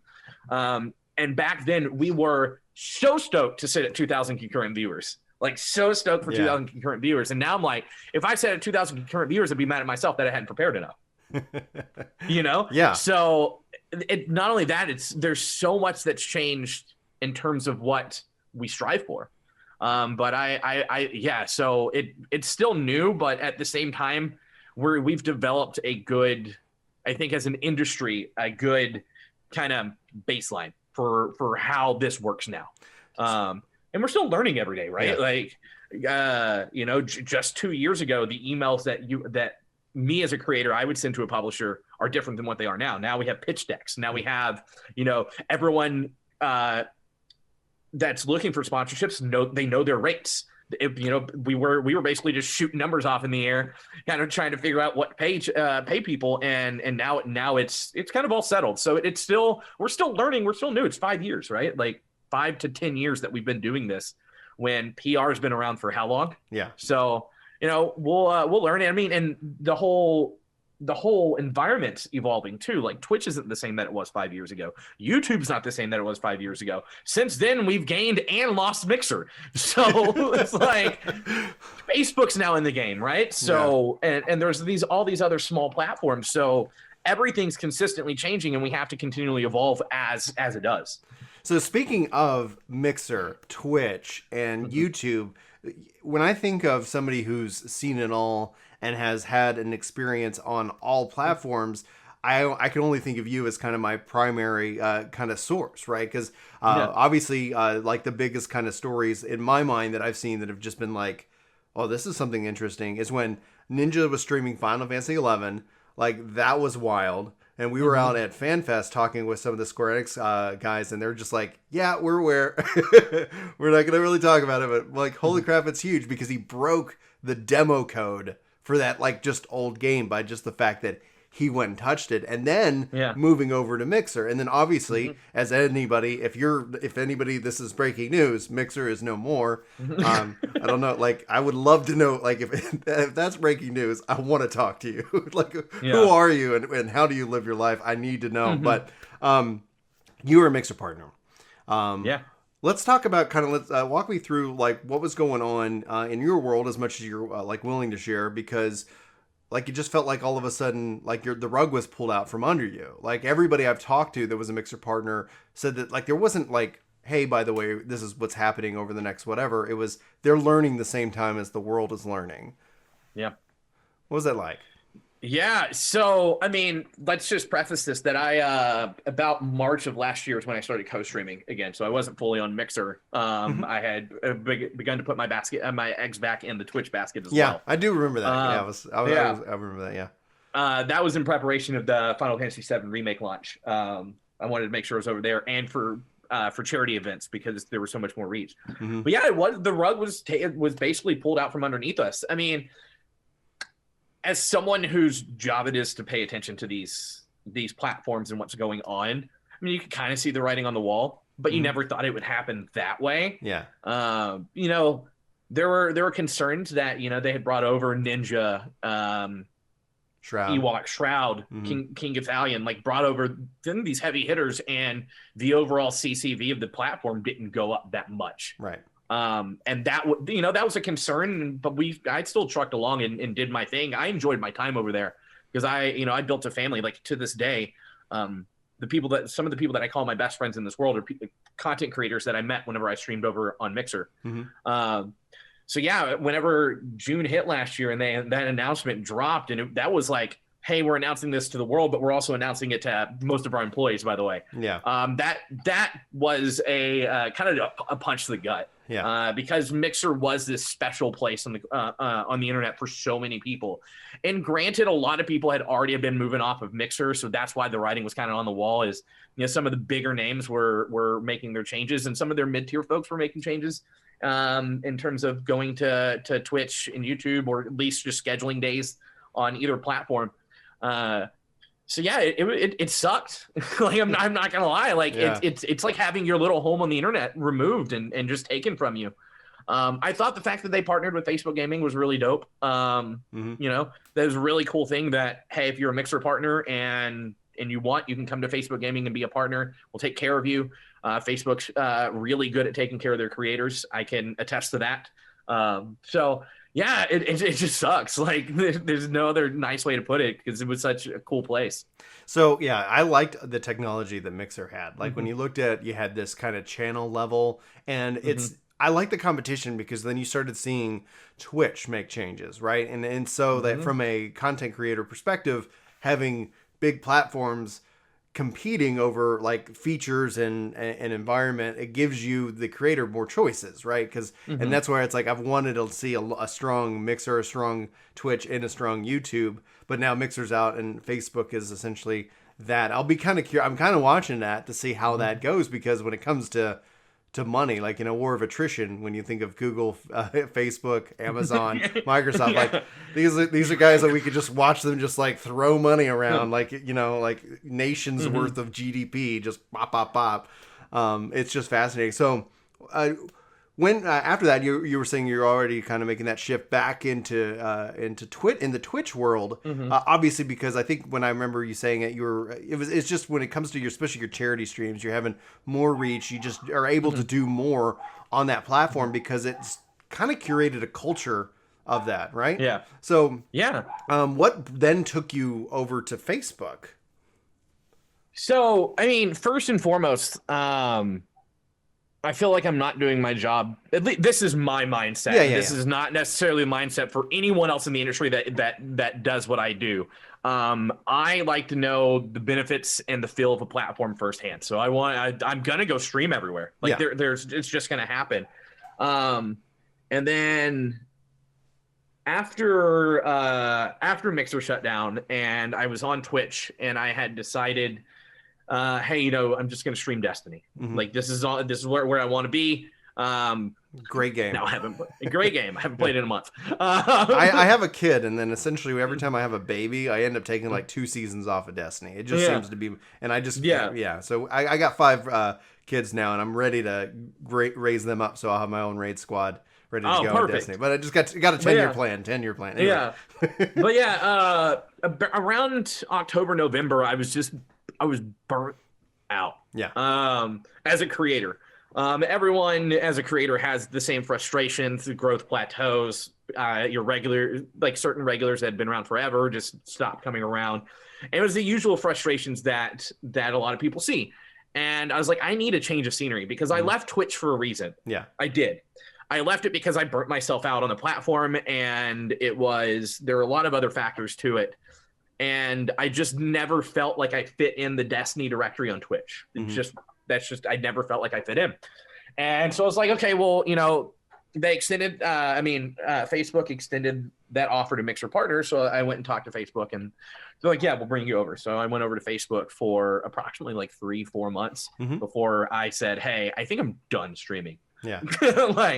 But Facebook was great, in December, I raised money for No Kid Hungry again over on Facebook, and they featured me while I played WoW for 4 hours, and in 2 days we raised $1,000 for No Kid Hungry, which is super amazing. And they were super supportive of it.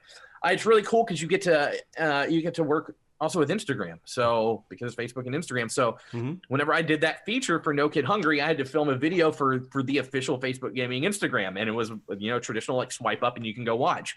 So it was cool. And they've just always been very attentive to their creators and the needs of their creators and what creators want. So I do think Facebook's trending in the right direction. I just, at this point, if I'm going to stream, I went to YouTube for I think 2 streams, and I was like, I can't be bothered. I can't be bothered. So I true. love YouTube. I love YouTube. I spend 90% of my time watching content there, like in my free time. That's where I ingest content. I don't watch gaming though. I watch like van life and tiny home tours, but that's a whole different conversation. YouTube streaming, it just didn't feel right for me. And I was like, okay, if I'm going to stream, I don't want to worry about it. I don't want to be fussed with making people go to a platform that they're not comfortable with. And most of my existing community, and here in that Discord, like they're all on Twitch. Yeah. So I was like, whatever, we'll just go to Twitch. And I think I've streamed, I don't know, maybe 4 times, 5 times in the past 2 months. And I mean, it's been nice. Or no, 6 because I did 3 Outriders stream. Nice, dude. You're so right about YouTube streaming. Like, I just wait. Like, it just feels like it's like somebody has a blueprint, and then you say, "F it, we're gonna just figure it out on our own." And it's like, just look at what even Facebook's doing now. And it's just like, from a gaming perspective, like, for like one of the cool things I like about the YouTube experience in the terms of like, y'all just had the Square Enix Presents, and we don't need to get too much into it, but y'all presented that like within the Premiere system of YouTube. And it was like crushing. Like, I was like, that was such a great presentation. And then you factor like how Nintendo's kind of started piling to that, and then in the age of COVID that we've all been dealing with for this last year, how like, oh, that actually is a really good strategy. So I kind of enjoy the YouTube side for the Premiere because you can like set it. It's semi-live, but it's got that presentation and flow to it that just feels really solid. So that's where I think they're strong, and I'm like, where they're weak is when it comes to gaming itself, because even if you stream at the lowest lag settings, there always just seems to be some issue. In fact, I was doing an Outriders thing, and my system decided to lock up. And when that happened, I had to create a whole nother stream. It's not like you just go live. Yep. Like, there's all this extra prep work that's just, my head, Now, Facebook's the same way. If you have an issue, I mean, you can go back on the same post, but it's a challenge sometimes. Yeah. And, if you're live streaming on Facebook as a partner, first of all, you have all the DMCA protection from Facebook themselves, because they have all they worked out some stuff with some of the record labels. But if you get hit with a claim, it's like your stream can't be viewed by anyone who wasn't already in there. Yeah. So you if you're sitting at 7 viewers, you're stuck at 7 viewers until you stop and restart, or you just end the stream. I like a lot of things about both of the platforms, because I think YouTube and Facebook are so similar. Yeah. When it comes to the way that live streams work, because it's the same thing. You set it up, you go live, and then you click publish on both of them, right? Yes. And you can add thumbnails, and you can do different things with your broadcast, and it feels a little bit better quality sometimes than you would get on a traditional live streaming service like Mixer or Twitch. But like YouTube, for me, everyone complains about discoverability on Twitch. It needs to just go try and find a specific person on YouTube gaming when they're live, because there's no rhyme or reason to how any of the directories are set up. Like, I'll go and look through Destiny, and I'm like, oh, cool, there's a guy with 35 viewers. Then I look 4 rows down, and there's a guy with 5,500 viewers. I'm like, how are we sorting these guys? Like, what's going on? Yeah. I'm so confused. I don't like it. And so I mean, there's pros and cons to every platform, and there's always going to be pros and cons to every platform. But one thing I like that you mentioned is how much Twitch has learned from its competition and grown. So, like, just go look at the front page of Twitch. That's what the front page of Mixer used to look like. Yeah. They had their carousel on the front with the instead of how Twitch used to be, where it was the big one and then like 4 strips on the side. The up and coming, that was a Mixer thing. Recommended for you, that was a Mixer thing. So they did learn. They learned what worked on the other platforms, and they ran with it. But YouTube live streaming it's so good, but it's also so annoying sometimes. Oh yeah, and it's just like every year, it does get a little bit better, and so that's where it's like, more competition, giving more creators the choice so they can have that flexibility. If I'd like to talk more to you about testing, in that regards, because you're like, that's how that's the content I think I watch of yours the most. Like, one of the things that I'll see content creators talk about, and I don't know if they're sincere, and I'm not going to sit here and say they aren't sincere, but it's always like, oh, you guys would say I'll watch whatever, and then I stream X, and then nobody shows up for like this X game, and it's like I've always kind of viewed it as like I'm guilty of that. Like it's just like, oh, I like when you play X, so I show up for that, and vice versa. It's a human thing. And it's like, I can say, you can say, Brian, tomorrow I'm going to stream Worldcraft 2. It's like, well, maybe I'll catch it on Destiny, but I hopefully have a good one. Like, it's such a human thing. So I have like, it never bothers me. Like whenever like, I'm just going to sit here, I'm going to play this game. You can hang out with me if you want. But I'm going to talk about Destiny because you've been a part of that community for like well over 6 years. It has its highs and its lows, like any game does, and I think essentially, like when you look at over the last couple of months, is there a reason? Like if we look, saying the state of it, like is there something that's just kind of keeping you out, or is it just a natural time to kick back and play other games? Yeah, so it's wild because when Beyond Light launched, that was such a high for me in Destiny. I didn't prop it up as everyone else did, like this is the rise of iron of Destiny 2. I was like, can we temper expectations, okay? There's a lot that goes into the Destiny DLCs now, and the structure is different than it was in Destiny 1 and all that. But I was stoked. It was like new subclass. Finally we have another element type, and I'm stoked for that. The story to me was phenomenal, and I played, I think I ended up hitting like season rank 195. Nice. Like I played the absolute crap out of the first season. And then the second season played, I did the first full week of challenges, and haven't touched it since. And that's not because Destiny's in a bad place. It's literally just launch season for me. So I'm so busy at work that I can't commit the time that Destiny truly needs. That's why I'll log into WoW and play for 2 hours. So I can log into Outriders now and play for an hour and a half and be comfortable with the content that I produce in that time. So like, I fully 100%, by the way, like starting next week, plan on getting back into Destiny and trying to catch up on this season and before it ends. So like that's gonna happen. I always do. Because I do enjoy the new game type that they put in. I do enjoy the story that they've been telling. I think this is a great season. There's nothing particularly for me that said, oh, this is a bad season for me. It's just, I just got busy. Life happened, and life happens for all of us.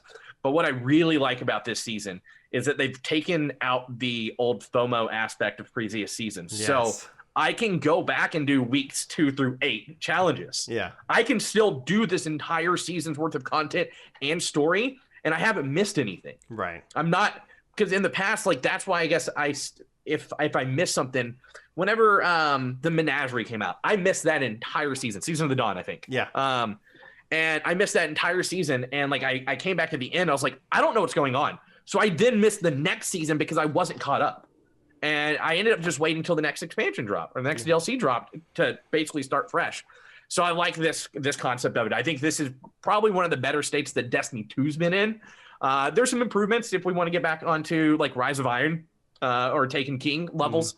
But I think they're doing that. I think when we get Vault of Glass and challenge mode in Vault of Glass and the way that they're doing that and the way that they're doing a lot of different things moving forward, the changes to loot, the changes to armor. Thank you for transmogs. I can't wait. Crossplay, dude. Okay, let's be honest. The end game of any multiplayer title is fashion.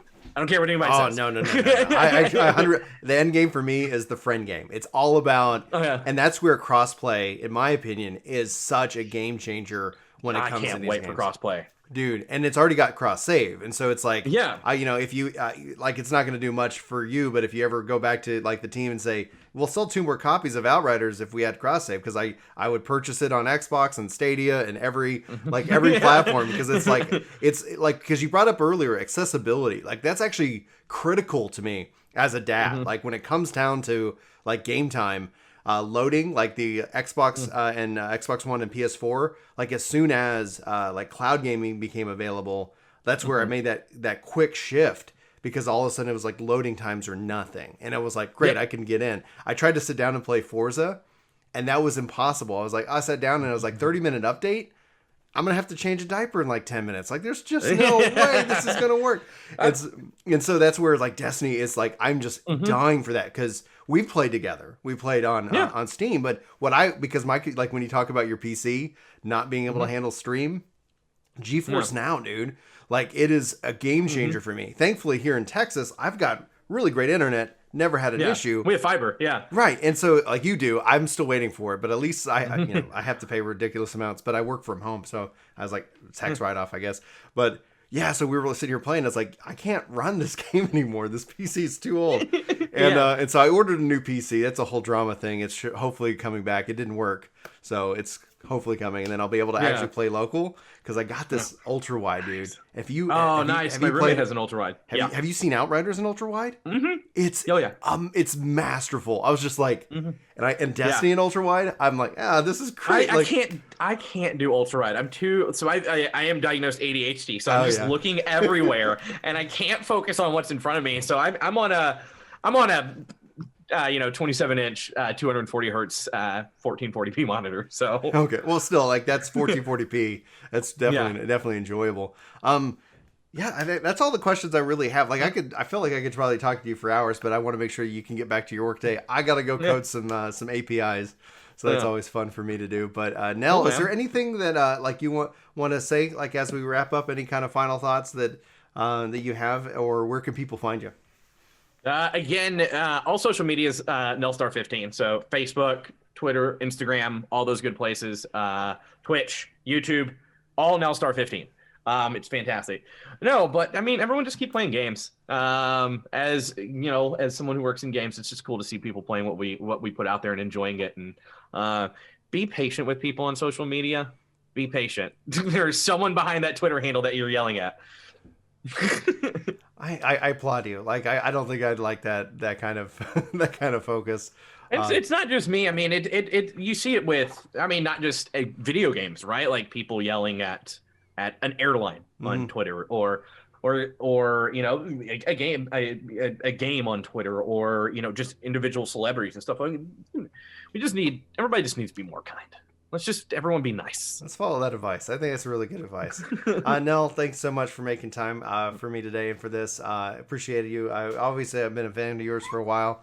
Keep working and keep having fun, and keep streaming Destiny whenever you feel like it. All right, thanks everybody. Thanks for having me. What did you guys think about that interview? Damn, that felt like 2 seconds. It was so good. Like, time just flew by. It did. That's true. Pretty impressive. It was very, very good. You guys also, if you're watching live, that interview will also be separate as a separate post going up later this weekend. So hopefully you guys enjoy that. So it was a lot of fun to sit down with him. Being the nature of obviously him working for Square Enix, we just felt it was better to kind of do a pre-recorded show. That way it ends up being like, okay, well, he didn't say anything that Square Enix would want to or not want to say. And this is actually wind up on my channel. Yeah, exactly. It's like, well, it turns out like, all right, but now. They dropped the announcement accidentally. Final Fantasy 30 is in development. Oh my goodness, so 30. It was. I don't know. Is it in development? Well, you have to watch the interview. Yeah, you actually should watch the interview, not blip through time or something like that. But all right, guys, Rich, let's start with you. Where can people find you? What you got coming up that you can share? Oh yeah, absolutely. Well, I'm on Twitter, as you heard me say, at Hoglaw. Regularly talking about business and law and video games. My Michigan Wolverines. I'm a Michigan lawyer. Love my alma mater. And of course on YouTube at /Hoglaw for virtual legality and more. Sometimes on the weekends we do some fun stuff. We do some postmortems and impressions of things like the video games themselves. Recently we've been doing some of the comic book stuff, WandaVision, Justice League, things like that. Just the normal kind of law firm media materials I think everybody's expecting from a law firm. Other than that, a lot of the times we're reacting to things. So we did the video today based on the Sony news coming out this morning. So who knows what's up for next week. We will be finishing up at some point when I have the time, a deep dive into a game publishing agreement. Raw Fury, a publisher, wound up putting out a actual template for the agreement that they sign up with their own developers. And so we've been going through section by section in a 10-piece long form series, exactly what that looks like, what I see as a lawyer and what developers and publishers can look out for. So I've still got 3 sections of that to go. But that might be next week and certainly some point in the first half of the year. So we really like that project. And please do come check us out. All right. Rory, where can people find you? What can you share? You can find me on youtube.com/Rurikon and twitch.tv/Rurikon. And I say Twitch because that's probably where I'm going to be doing most of my Outriders stuff. Because unfortunately, the YouTube algorithm is a harsh mistress, and my last Outriders live stream was not that great, and so YouTube's going to start slamming down on my content. So yeah, but you can expect a lot of Monster Hunter Rise guides on the YouTube side of things and some Outrider streams on the Twitch side of things. That is until we get the other Square Enix drops, because we got 5.5 coming up next week, and then we have near what are they called? 1.58. Yeah, Near Replicant version 1. Something. I'm so looking forward to that. What, no Avengers content? Oh, ouch! Avengers. What do you mean Avengers? Ow. Oh, Marvel's Avengers. Square Enix put it out, I think. Yeah. Yeah. Yeah, I played that game, and then you want to know what happened with Avengers? I can actually tell you really quick. Please go ahead. The Avengers. The thing that bothered me with Avengers was that I played through the story. I was like, okay, it's okay. It was not the best story ever, but fine. I go to the multiplayer thing, and I'm playing the multiplayer with just a friend of mine. We're going through it. We're having fun. We get to the pinnacle of the multiplayer experience, and what's there? Single player. It's a single player only experience, and I'm just like, this is true? the dumbest. Yeah. It is true. Yeah. It's absolutely true. And I was just like, okay. I mean, you guys have no idea what you're doing. Fine, that's cool. Chaos. So I kind of dropped out, and I never came back. Sorry for the aside. Oh no, I love asides. It's a conversational show, so it's like, yeah. Chaos, how about you, man? Yeah, you can find me on YouTube at youtube.com/ChaosPrimeZYT, and also at Twitter at ChaosPrimeZ. I'm covering currently a lot of Outriders, and that is currently the main focus of my channel. All right, and then if you're here because of this guy, then you've already found me, and you know where in all the craziness that I'm involved in with content and programming. So we got a lawyer, we got a programmer, we have a full-time content creator, and I actually don't know what Chaos does outside of content creation, but he just looks awesome doing it. That's all I can say. That's right. All right, cool. So as far as it goes, that's been the episode of Epic Loot Radio. You've been tuning in and hopefully been informed, educated, entertained. Not legal advice whatsoever. There you go. Being said, but thanks so much for being here. Love your faces, and we'll see you next time. Take care.